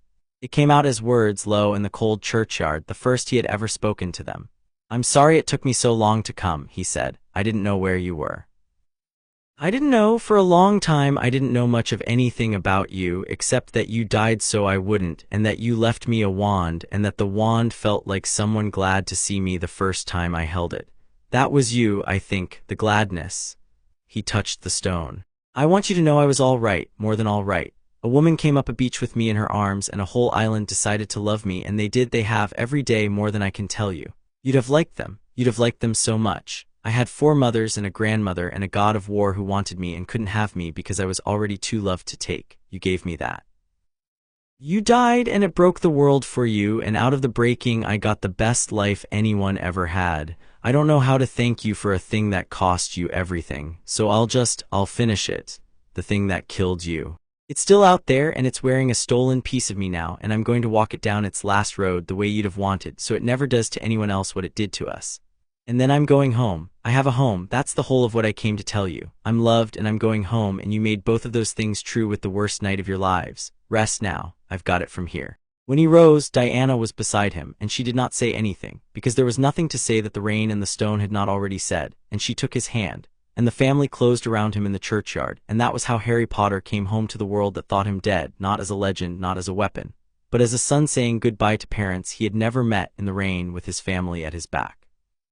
The family had its own reckoning with the man's world in the churchyard and after, and it was not the reckoning Harry had expected. He had braced somewhere for them to be diminished by it, for the women who filled an island with their bearing to look smaller against the gray weight of the modern world, the cars and the wires and the rain that fell on the just and the unjust without poetry.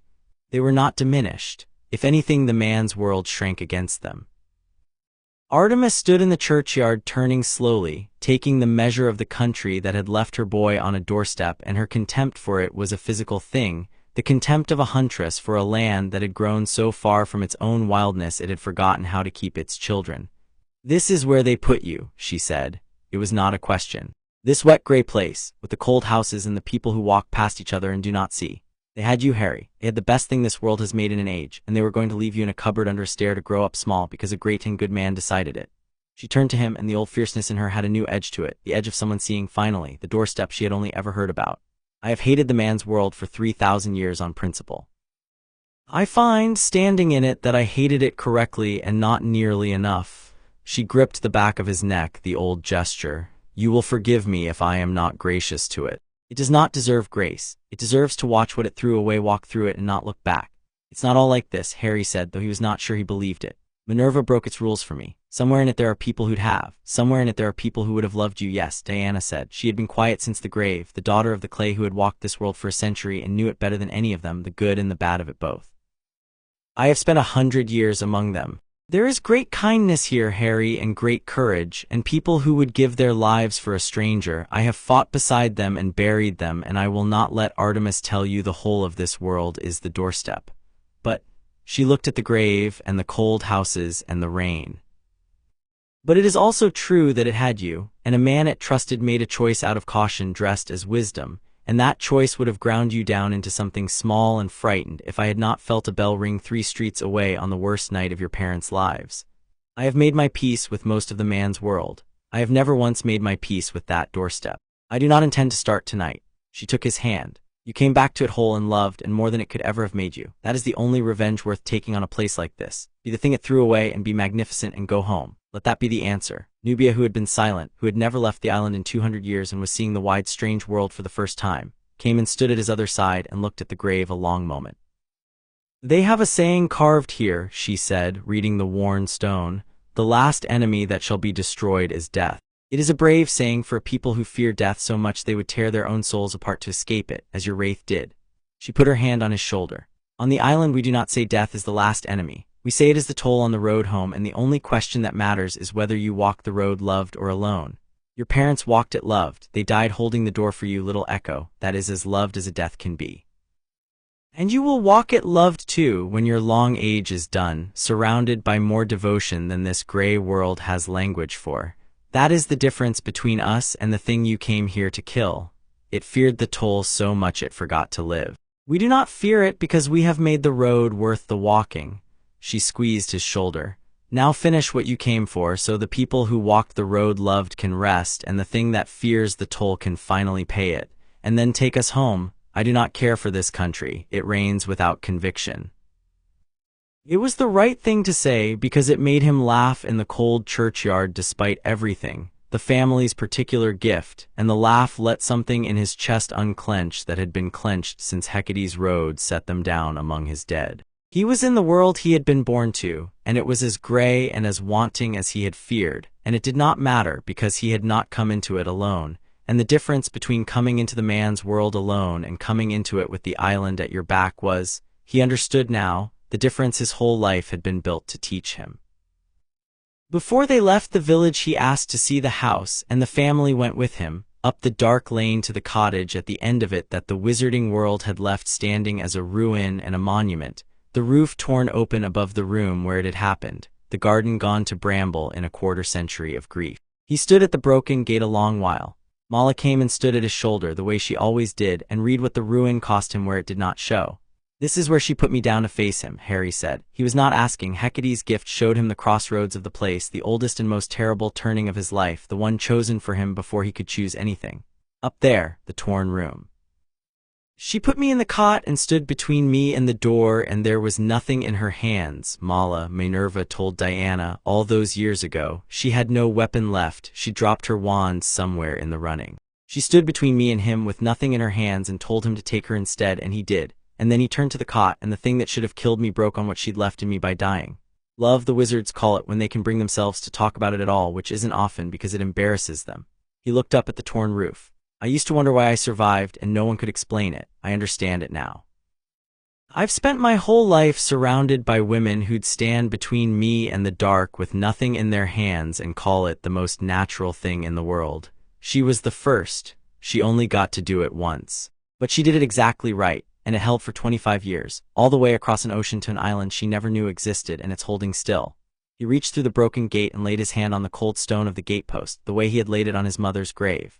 "Thank you," he said to the ruin, to the woman who had put him down and stood in the door. "I had the life you bought me, every day of it. It was everything you'd have wanted and more than you could have dreamed. You can let go now. I've got it. I've had it a long time." And then he turned from the house and did not look back at it, because Diana had taught him on a doorstep a world away that the only revenge worth taking on the places that wound you is to walk through them whole and loved and go home, and he had a home, and it was time. The wizarding world found out he was alive within the hour, because magic of the scale that had opened Hecate's road did not go unnoticed, and a tall woman in emerald robes was waiting at the churchyard gate before they had finished leaving it. She was older than the night she had stood on a garden wall as a cat, gray now where she had been iron, but Diana knew her at once and stopped, and the two women looked at each other across a quarter-century and a churchyard. "You kept your word," Minerva McGonagall said. Her voice was not quite steady. "I have wondered. For 25 years I have wondered whether I did a terrible thing or a great one, handing a child to a stranger off a doorstep. And I never knew, because you vanished as completely as I promised them he had, and I made my peace with never knowing."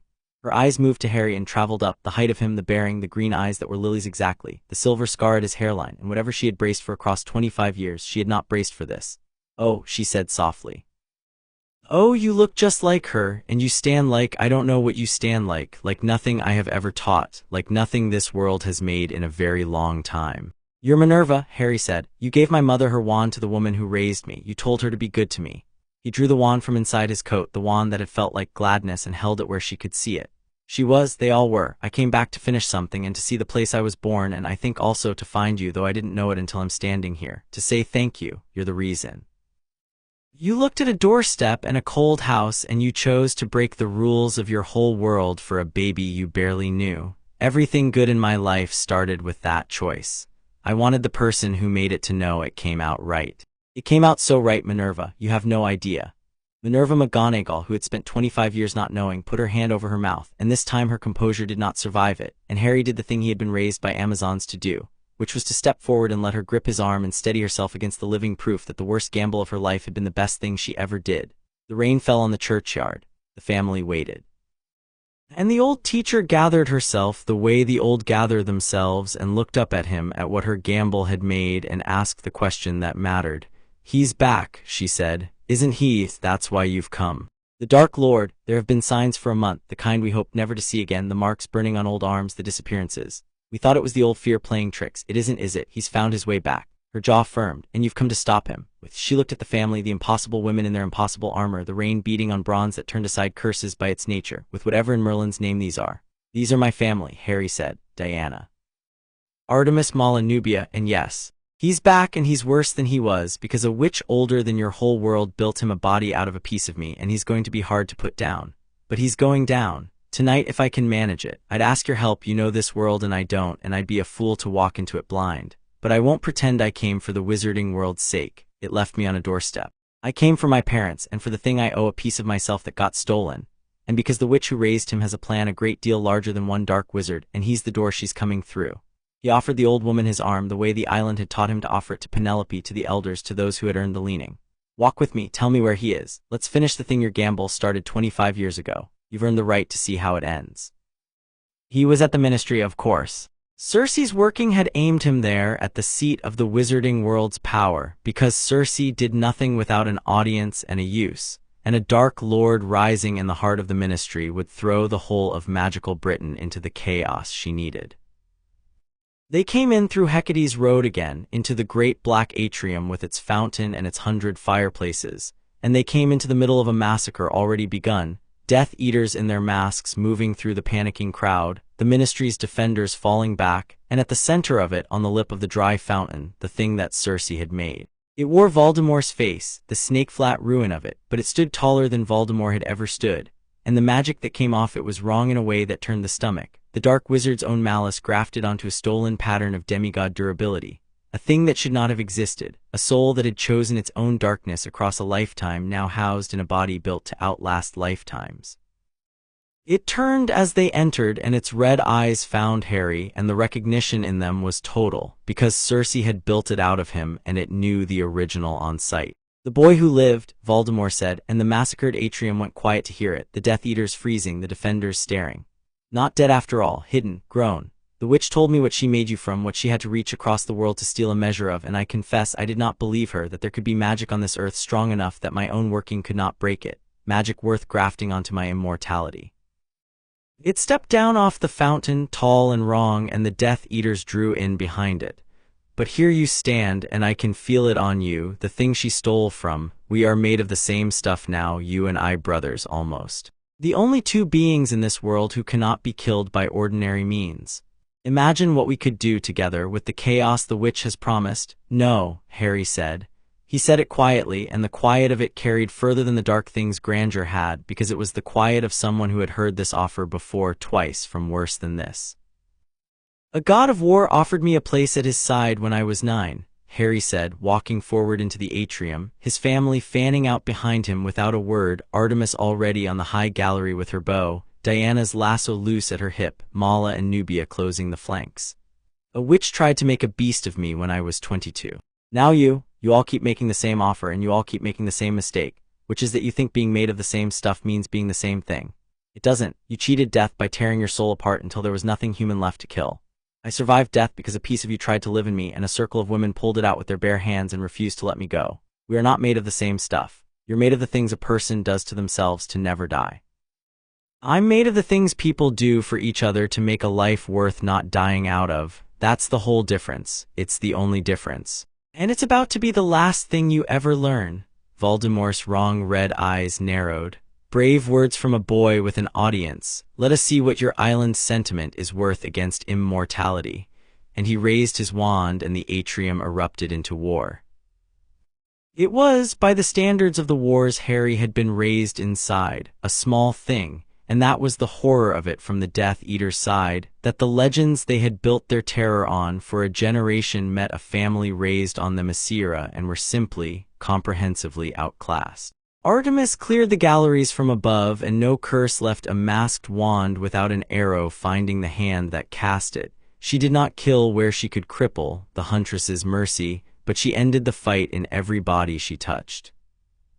Diana came through the Death Eater line like the daughter of the gods she was, bracers turning the killing curses that the wizarding world had spent a generation calling unblockable, lasso binding 3 at a time, and the masked men who had built their whole identities on being the most frightening thing in any room learned in the space of a minute what it was to face something genuinely beyond them. Mala and Nubia held the civilians' retreat, a healer and a guard, getting the panicking clerks and the fallen defenders back through the fireplaces while the family bought them the room.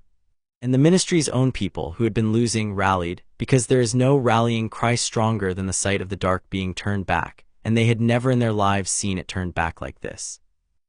The Death Eaters had drilled for years against Aurors, against other wizards, against a world that fought the way they fought, with wands and cover and the slow grammar of curse and counter. They had never in their lives drilled against a huntress who read the wind, or a woman whose bracers ate their deadliest curse and gave back nothing, and the gap between what they had prepared for and what had come through the floor of the atrium was the whole of the fight.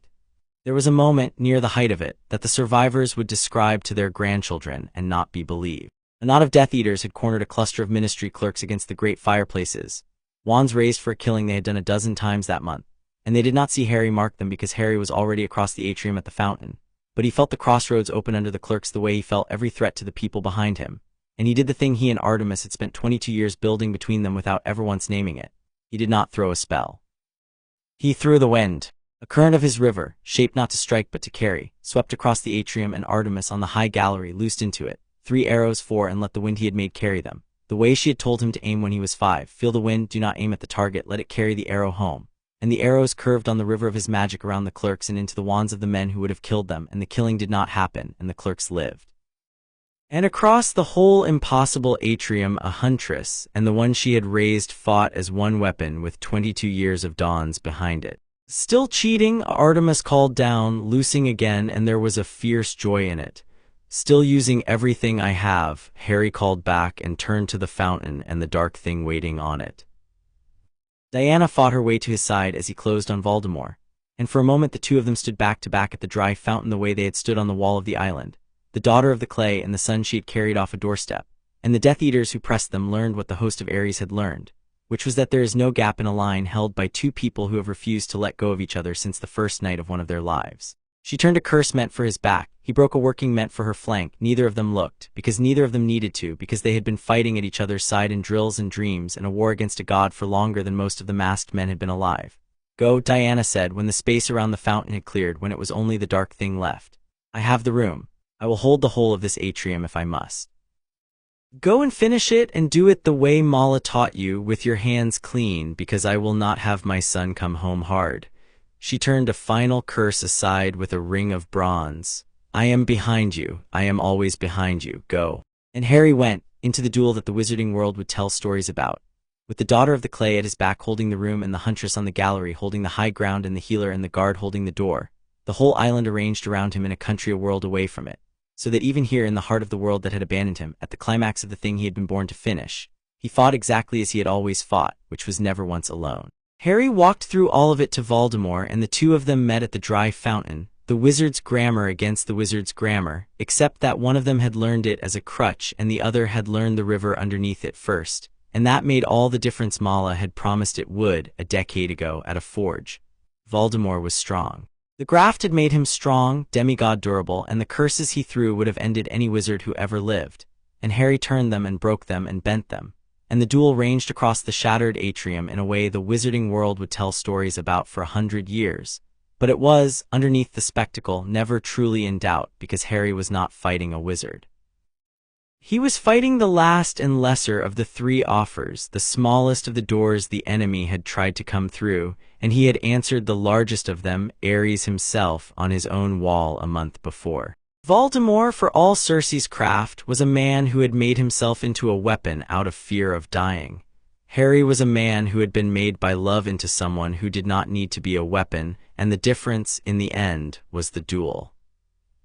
He did not unmake Voldemort the way he had freed the host or broken the curse, because Hecate had warned him true, you cannot free a thing that does not wish to be free, and Voldemort had chosen his darkness across a lifetime and would choose it again with his last breath.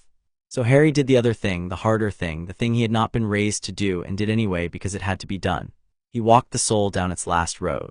He found the crossroads in the wrong, durable body Cersei had built, the place where the stolen demigod pattern forked from the torn and willful soul, and he cut the graft, not the soul, which no one could save, but the false immortality Cersei had grafted onto it, the durability stolen from him, and he gave it back.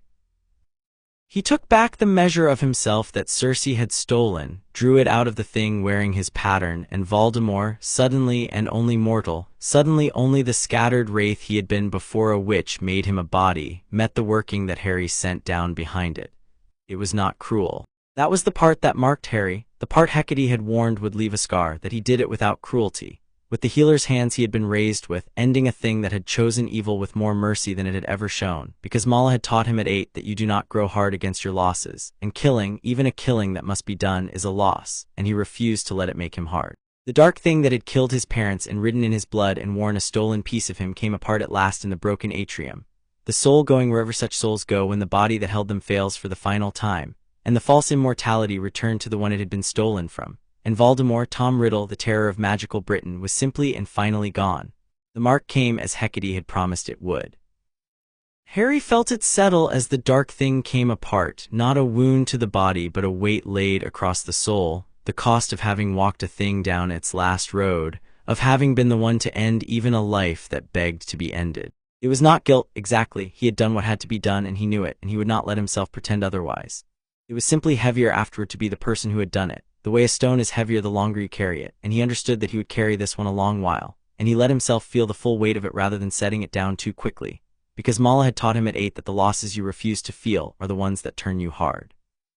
Mala reached him first through the wreck before the cheering started, before McGonagall could come down the steps. She always knew. She took his face in her scarred hands, the hands that had held him through a cleansing before he could speak, and she looked at him the way she looked at a wound, reading what the duel had cost where it did not show. "There it is," she said quietly. "The mark she warned you of. I can see it on you, the way I could always see when you came to the forge carrying something too heavy to say." Her thumbs moved against his cheekbones. "You did it clean. I felt it from across the atrium, the mercy in it, even at the end, even for that. You ended a thing that chose evil 1,000 times, and you did it without becoming a thing that chooses it once. Do you know how rare that is? In all my 600 years I have seen perhaps 3 who could kill and stay gentle. You are the 4th. It cost you to be the 4th. It is supposed to cost. A killing that costs you nothing is the beginning of the road the Wraith walked." She drew his forehead down to hers, the way the island held the things words could not carry. "Grow large around it. You promised me when you were 8 and Iola died, large around your losses, never hard against them. This is one of those losses, even though it needed doing. Carry it like a man and not like a stone wall. I will help you carry it. That is what the forge is for. That is what I am for. You are not alone in it, not this mark, not any of them, not ever. That has been the rule since the first night, and a duel in a foreign country does not break it." "I know," Harry said, and let her hold his head down against hers a moment longer in the ruin of the ministry while the wizarding world began to understand that its nightmare was over. "I know. That's the only reason I could do it, because I knew you'd be here after to help me carry it. I've never had to carry anything alone. That's the whole of what you all gave me. I walked a soul down its last road tonight, and I could do it gently, because I've never once had to walk a hard road by myself." He straightened, the mark settling into him heavy and borne. "Thank you for reaching me first. You always reach me first." "I always will," Mala said, and let him go and stood at his shoulder, the banked coal, the steady one, while the noise of the saved world rose around them. The atrium was silent. The Death Eaters who could still flee fled, and those who could not knelt where they were and waited for a justice they had stopped believing would ever come. And Harry of Themyscira stood in the wreck of the Ministry of Magic with a new mark on his soul and his mother's wand warm in his hand, and his family came to him through the ruin. And Minerva McGonagall, who had watched the whole of it from the gallery beside the huntress, came down the steps with her hand pressed to her chest in tears she did not bother to hide. "It's done," she said. 25 years, the thing that killed your parents that I sent you away to escape, it's done. You did it." She looked at the kneeling Death Eaters, the rallied defenders, the impossible family in their bronze. "The wizarding world owes you a debt it will never be able to." "The wizarding world doesn't owe me anything," Harry said gently. "And I don't want it to. You owe me something, Minerva, and you paid it 25 years ago on a garden wall, and the books are even. The rest of them," he looked around the atrium at the world that had made a legend of a child it left on a doorstep. "The rest of them can keep their debt and their legend. I'm not staying. This was never my world. It's where I was born, and it's where I buried my parents tonight, and it's where I finished a thing that needed finishing. But it's not home." He turned, and the wand mark on his soul ached, and he let it, growing large around it the way he had been taught. "Home is an island none of you can find, and I have to get back to it because," he stopped. Hecate's gift had opened the crossroads under his feet, and the road from this one did not run home. It ran up. Circe was not in the atrium. Circe had never been in the atrium. The realization came to all of them at once in the silence after the victory, and it was Mala who said it, the healer who read workings the way others read faces. "This was the door," she said slowly, looking at the wreck of the duel, the scattered Death Eaters, the chaos that had been the whole of magical Britain an hour ago. All of it. Wraith, the ministry, the war in the heart of their world, it was never meant to win. It was meant to be loud, to pull every eye in the man's world and on the island to one place, to one fight, while she, Mala, lifted her gray eyes to the broken ceiling of the atrium, and threw it up to where the powers older than wizards kept their thrones. "Olympus, she has been telling us since the harbor. The end of the world you think you are protecting. She did not mean the island. She did not mean the man's world. She meant all of it. She has used Ares' war to wound the island, and the wraiths rising to throw the man's world into chaos. And now, while every guardian power is looking down at the mess she made, she is climbing to the one throne that has stood empty of a strong hand for an age, to the seat of the gods themselves, with a measure of the only magic that could not be broken in an age of spite to spend. She looked at Harry. Ares promised her a war worth waking for. He never meant the island, he meant Olympus. She is not raising a dark wizard, she is making herself a god, and the only working in any world strong enough to have stopped her was the one she built her whole plan around being too distracted to notice. Harry finished. The crossroads burned cold and clear under his feet, the largest he had ever stood at, the road from it running straight up into the homes of the gods who had blessed him in a temple when he was 15. He looked at his family, the daughter of the clay and the huntress and the healer and the warrior, the whole strange devotion that had crossed an ocean and a world with him, and the thing in his chest was not fear, though there had never been more reason for it. It was the old certainty, the one from the first night, the one that had answered a god of war on a wall. She made the same mistake they all make, Harry said. She thought distracting the gods meant we'd be alone. She forgot the one thing every enemy of the island forgets. There is no place I'm alone, not the man's world, not the island, not Olympus itself. He held out his hand, and Diana took it, and Artemis took his shoulder, and Mala took Nubia's arm, and the circle closed in the wreck of the Ministry of Magic in the world that had thought him dead, with a goddess climbing toward the throne of the gods and only one family in all the world's position to stop her. We hold on. We go together. We've got one more door to walk through, and it's the highest one there is. Let's go take the throne of the gods back from the witch who thinks no one's coming. Chapter 6 and Chapter 7. The throne of Olympus Hecate's road ran up and up out of the world entirely, and the family climbed it together with the reign of the man's world still on their armor and the lights of London falling away beneath them like embers. And at the top of it was a country of cloud and white stone and a sky that had no sun in it because it had never needed one, and across that country, where the gods had kept their thrones since before there was a Rome to be a village, hung a wrongness that turned the cloud the colors that hurt to look at. Circe had been busy. They came onto the great plain before the hall of the gods and found it a battlefield already lost. The lesser powers lay scattered and bound, nymphs and muses and the small bright spirits of the world chained in Circe's working, their light guttering. The great gods were worse. Athena knelt frozen at the foot of the steps, gray eyes blazing with a fury she could not move to act on, bound in a net of stolen magic. Apollo was a statue of dimming gold.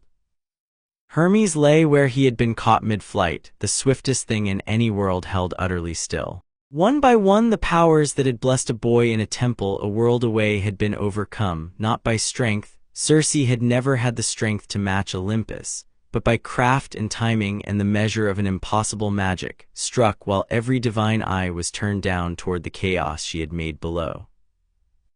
And on the throne of the gods, the high seat that had stood empty of a strong hand for an age while the Olympians drowsed in their long immortal boredom, sat Circe, robed in the colors that hurt, a god's power running through her that she had no right to and had taken anyway. And at the foot of the throne, chained in his own black iron, diminished and seething, knelt Ares. You see, Circe said, and her voice was the voice of Olympus now, vast and final. He thought he was using me, the god of war. He whispered in my dreams and sent me to your island and called me his instrument, and all the while I was using him, his war to wound your home, his host to climb on, his name to open the doors of heaven. I have wanted this throne for 3,000 years, child, since before your Rome, since before these proud children of the sky chained me to my island for the crime of being cleverer than they were patient. And I have it. The last enemy I needed to overcome was overconfidence, and the gods have an age of it, and your wraith and your war god and your whole island were only ever the ladder I climbed. She looked down at Harry across the lost plain, and there was no delight left in her at all now, only the cold finality of a thing that has won.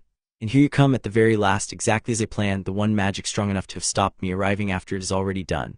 I have the throne, I have the gods.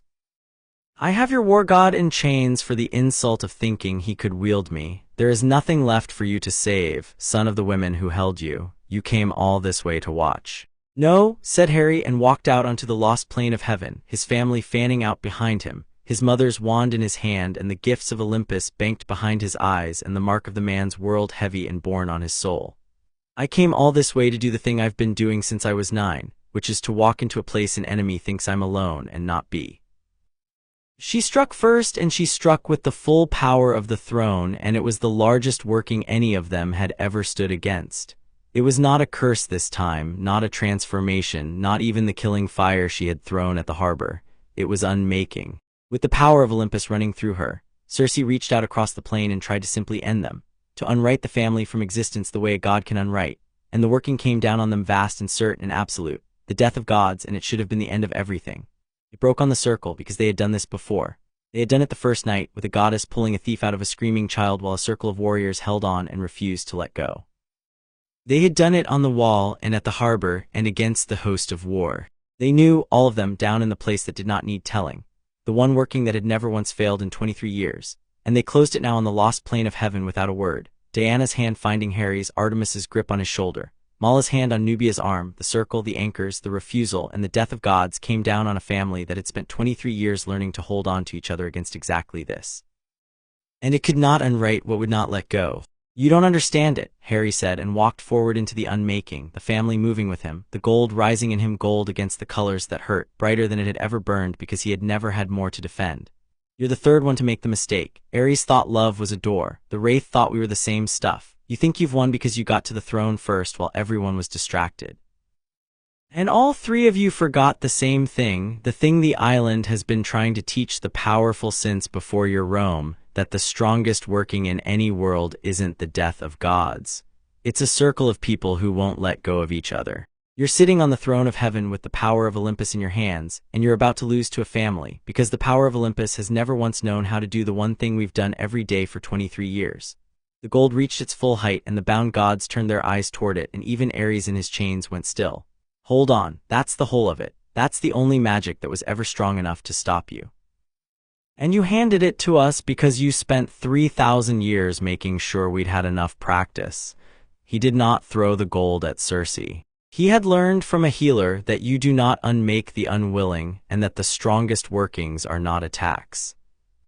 He threw it instead at the chains, at the net that bound Athena, at the iron that held Apollo and Hermes still, at every binding Circe had laid on the powers of Olympus while they drowsed, and Hecate's gift showed him the crossroads in each of them, the place where the binding forked from the bound, and the family poured through those forks everything they were, the love three enemies had called a weakness, and the chains of heaven came apart. Athena rose. Apollo's gold blazed back to life. Hermes was a blur and then a god standing. One by one the powers of Olympus, freed by a mortal-born son of the women they had once chained, turned toward the throne and the witch who had usurped it. And Circe, who had overcome them by craft and timing while their eyes were turned away, found their eyes turned fully upon her at last, all of them awake and furious and no longer alone, because the one thing she had never accounted for in 3,000 years of planning was that the one she had used as a ladder would arrive and free the very gods she had climbed over. "You have undone in a moment," Circe began, rising from the throne, the colors gathering. "I keep doing that," Harry said. "It's the family business." The battle for the throne of Olympus was the kind of thing that does not happen twice in the life of a world, and the songs of it would be sung in places that had no language yet, and at the center of all of it, where the working turned, stood a man from an island that no man had ever been permitted to walk. Athena fought with the cold brilliance of strategy reborn, and Apollo with the light of a sun that had remembered its anger, and Hermes everywhere at once, and the freed lesser powers swarmed up off the plain in a tide of small, bright fury. Diana met Circe blade to working at the foot of the throne, the daughter of the clay against the usurper of heaven, bracers turning the power of Olympus itself. Artemis took the high white steps and loosed, and her arrows, blessed now by the very god she fought beside, found the gaps in Circe's stolen divinity. Nubia and Mala held the freed lesser powers together into a fighting line, a guard and a healer organizing heaven's smallest into a force. There was a moment in the middle of the battle for heaven, when Circe gathered the last of the throne's power into single working meant to break the family's circle by breaking the one who anchored it.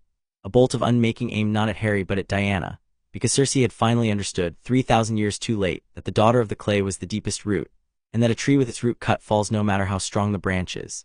The bolt crossed the plane of heaven faster than a god could move.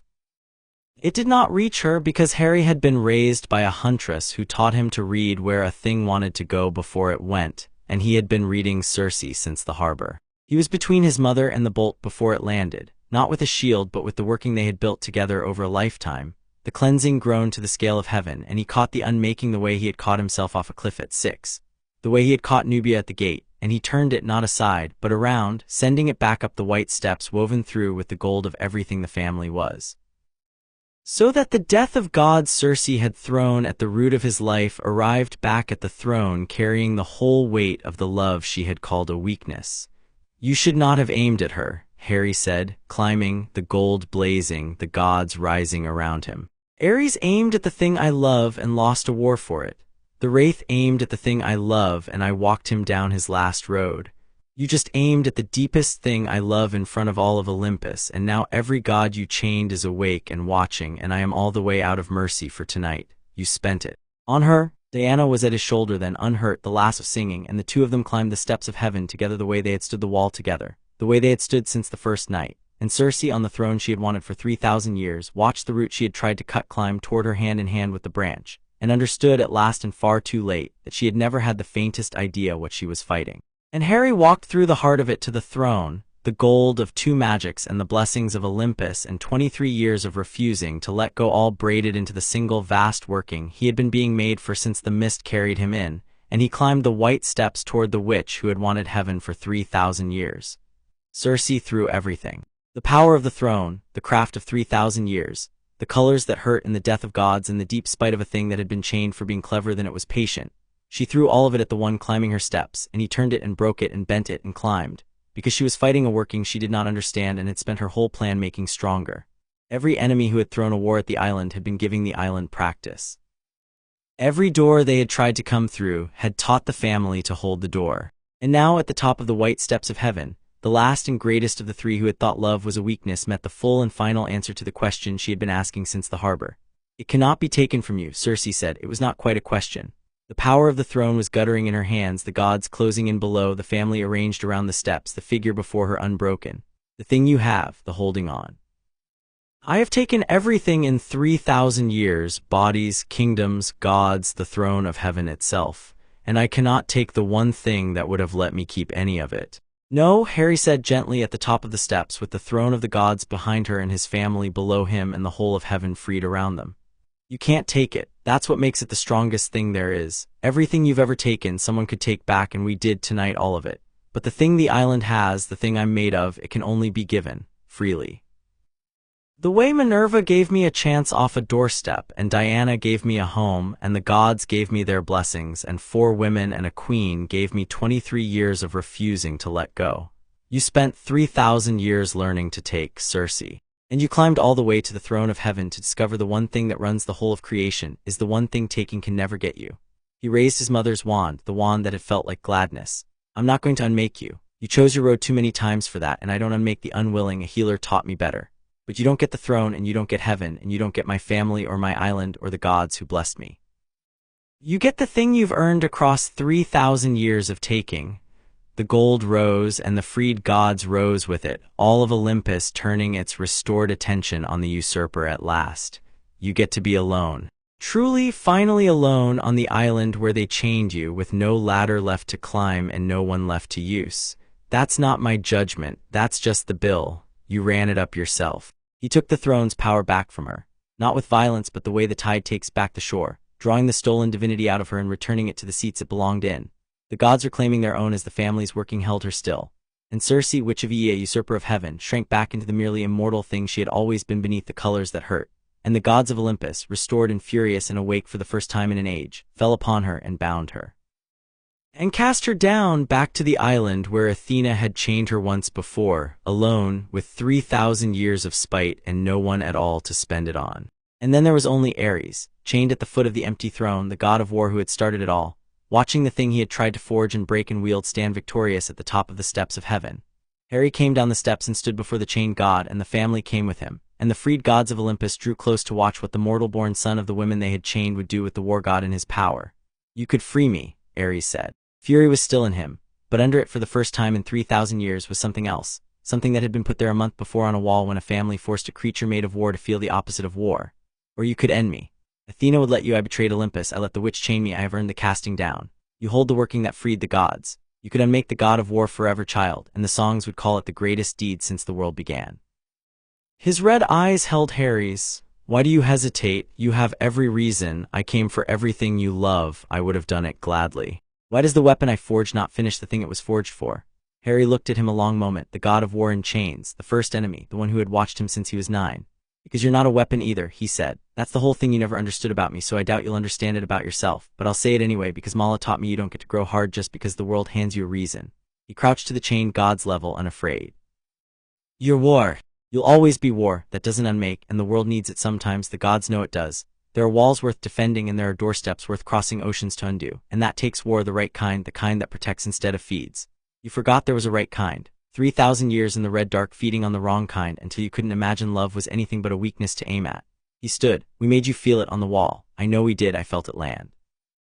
And I think it's been eating at you ever since, the thing you felt, because it's the one wound you've never had to carry and you don't know how. So here's what I'm going to do, since I don't unmake the unwilling and I'm not sure you're as unwilling as you pretend. He looked at Athena, who inclined her gray head, granting it. I'm going to let Olympus decide your chains, but I'm not going to be the one who ends you, because somewhere under 3,000 years of the wrong war there's a god who just found out what he's been missing. And I was raised by women who don't give up on a thing just because it's hard to love. Grow large around it, Ares. The thing we made you feel, it's a wound now. It could be the start of something else. That's the only mercy I've got for you, and it's more than you'd have given me. And that's exactly why I'm the one standing and you're the one in chains. Think about it. You've got an age to. He turned and walked away from the god of war, and Ares watched him go and said nothing. And the something else that the family had put in him a month before went on quietly doing its work in the dark, where the war god had only ever kept his hate. And that was a story for another age, and it had begun. Athena stopped him before he could leave the plane of heaven. And the gods of Olympus gathered behind her, restored and grave. And there was a thing in the gray eyes that Harry had not seen there in the trial when he was 15, respect given freely, which is the rarest gift a god has to give. You freed us, Athena said. A mortal-born son of the women we chained walked into our undoing and unchained the chainers and asked nothing for it, and turned even the war gods ending back to mercy. She looked at the family gathered around him, the daughter of the clay and the huntress and the healer and the warrior. Olympus pays its debts, child. We have not offered this in an age, and we do not offer it lightly, and most who have received it across the centuries have been lesser than you and wanted it more. We offer you a seat, not a blessing, you have those, a throne, godhood, to take your place among us undying and undimmed, a power of the world for as long as the world lasts. You have earned it more truly than any mortal since the demigods walked openly under the sun. Will you take it? The plane of heaven went quiet to hear his answer. The gods waited. His family waited and did not speak, because they had spent 23 years learning when to let him stand at a crossroads alone. And Hecate's gift showed him this one clearly. The largest seat in all of creation laid open at his feet. No, Harry said, but thank you, and I mean the thank you, don't mistake it for the no being easy. He looked at the gods who had blessed him when he was 15, the ones he had just unchained. You're offering me forever and undying and a power of the world. And I was raised by women who are undying already, and I've watched what it does, the slow grinding boredom of it, the way an age of having everything can drowse a god so deep that a witch climbs the throne while you sleep. You almost lost heaven tonight to overconfidence in an age of nothing at stake. I don't want forever with nothing at stake. I want the life I have, a long one, the island's blessings will see to that, but not an endless one. I want the toll on the road home to still be real, so the road stays worth walking. Nubia taught me that, in a graveyard in the man's world. The thing that makes a life worth not dying out of is that you could one day, and you choose to live anyway, loved with the people who held on. He found Diana's hand and Artemis's and the gold of the whole family. I have a throne already. It's a place at the center of a line on an island none of you can find, with my family at my back. It's the only seat I've ever wanted. Keep your heaven, tend it better than you did, and next time you drowse, remember that the thing that saved you wasn't a god. It was a family that wouldn't let go. Maybe learn from it. We've got an age of practice if you ever want lessons. Athena looked at him a long moment, and then the goddess of wisdom did a thing the songs would never quite believe, which was to bow slightly, gravely, the bow of one wisdom to another, and the gods of Olympus bowed with her, to the mortal-born son of the women they had chained who had unchained them, and then declined their throne to go home to an island and a family and a life with a real end on it. Go home, champion, Athena said. You have taught heaven something it had forgot. We will not forget it again soon. The doors of Olympus are open to you and yours always, for as long as your real and ending life shall last. Go and live it. You have earned the only thing we could not offer you, which is the wanting to. They came home by Hecate's road, and the queen was standing in the deep temple exactly where they had left her, because she had said she would be the thing still standing when they came back, and she was. The island had held. Ares' wound had kept his scattered host from regrouping, and the mist, though it would carry the scar of Circe's tearing for an age, had been patched well enough by a queen who refused to let her home fall while her family was away saving heaven. And when the green fire opened and the family stepped through it, Diana and Artemis and Mala and Nubia and Harry at the center of them, worn and marked and victorious, smelling of rain and cloud and the white stone of Olympus, Hippolyta crossed the deep temple and took her grandson's face in her hands, the way she had the first night, the way she always had, and looked at what 23 years of refusing to let go had made of him. You knew the chains first, she said, the old words, the cliff road. And you went to the throne of heaven and unchained the gods who forgot they ever wore them, The songs will never get it right, they never do. But I knew you first, before the songs, when you were a thing the mist carried in and the council wanted gone, and I will tell the true version to anyone who will sit still long enough for the rest of my very long life. Her thumbs moved against his cheeks, finding the new weight there, the mark of the man's world, the cost of the road he had walked. And I see it cost you. Good, it should cost. A victory that costs nothing is the beginning of becoming the thing you fought. You came home large around it, not hard against it. That is all I ever asked of you the first night when I made your mother swear you would be loved. She drew his forehead to hers. Welcome home, my heart. You finished the thing that started on a doorstep. Now come and be done with wars for a while. The island has missed its man, and so I find have I more than a queen is supposed to admit. The island gave them 3 days of feasting, the way it had when he took the warrior's oath, and then it gave them something it valued more, which was quiet, the long, unhurried quiet of people who have come home from a war and have nothing they must do but be home. Harry spent it the way he had spent his whole life, which was among them, all of them, each in their own way and their own time. There was a dawn with Artemis at the field where she put a bow in his hands without a word and shot beside him until the sun cleared the ridge, and afterward gripped the back of his neck and pressed her forehead to his and held it there a long while, the fierce wordless thing that had been 23 years in the making, and said only against his skin, "You came back. You always come back. I have decided to stop being surprised by it. I have decided to start expecting it instead. That is the most frightening thing I have ever let myself do, expect a thing, and I am doing it for you, and if you ever make a liar of it, I will follow you into the underworld and shoot you there. Do you understand me?" And he had said he understood her and meant it, and the dawn had held them, and that was Artemis, who loved the way she shot, all the way through, once she finally let herself draw. There was an evening with Nubia and the royal guard, wine and the old stories, and Nubia weaving the new ones in now, the harbor, the man's world, the throne of heaven, into 200 years of the island's memory, so that what he had done would be carried forward the way everything that mattered was carried forward here, in voices, around fires. And late, when the guard had gone, she stayed and bumped his shoulder with hers the way she had the day she put him on his back at the festival and said, "Little Echo, you found your own way of fighting after all, and your own way of loving, which is harder and rarer and which I did not teach you, though I will take credit for it anyway out of vanity." And she had kissed him unhurried, deciding it again the way she decided everything, freely, a warrior choosing her ground, 200 years old and entirely herself, and the evening had been theirs. There was the forge and Mala, the banked coal, the warm dark he came back to when the bright loves had worn him out, exactly as she had promised on the day the island first turned toward him. She did not make a ceremony of it, Mala made a ceremony of nothing.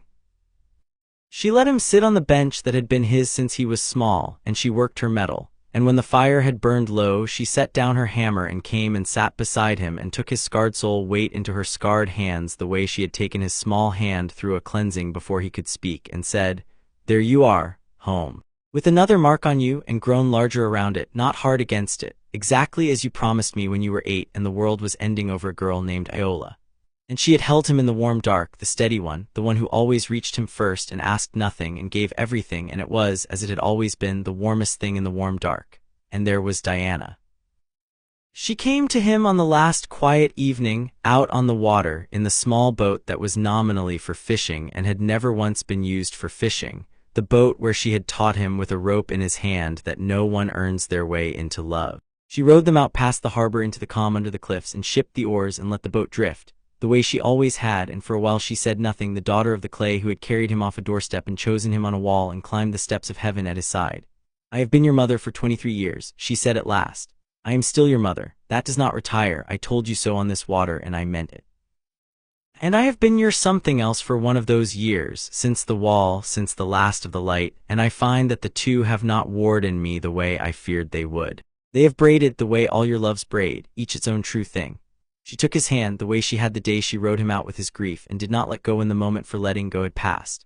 "I carried you home because a bell rang on the worst night of your parents' lives and I could not leave you in the cold. I did not know, lifting you off that step, that I was carrying home the whole of the rest of my life. I know it now. I have known it a long while. I only needed to be ready to say it on the water where neither of us lies." Her thumb moved over his knuckles. "I love you, every way there is. Freely, gravely, on my own terms and in my own time, exactly as you promised me a year ago and exactly as you have given every one of us the room to do. You are the reason I come home. You always were from the first night. You always will be to the last. He did not answer in words. She had taught him on this water when not to.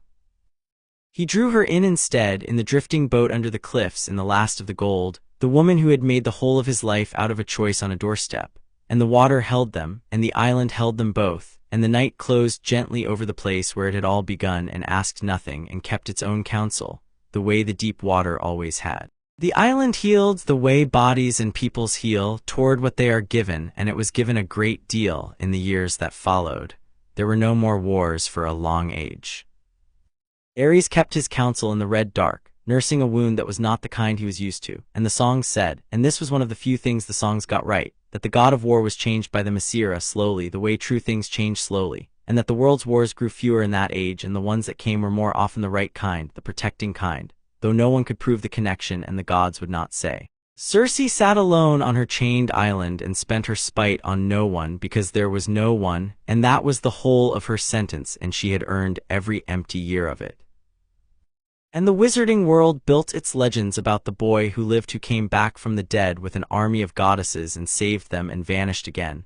And the legends were kind, mostly, and wrong, mostly, and Harry did not mind because he knew the chains first, and a queen had made sure of it, and that was the only version that had ever mattered. There was a thing the wizarding world wanted from him in the days after, and he would not give it, and the not giving was its own kind of mercy that they were too dazzled to recognize.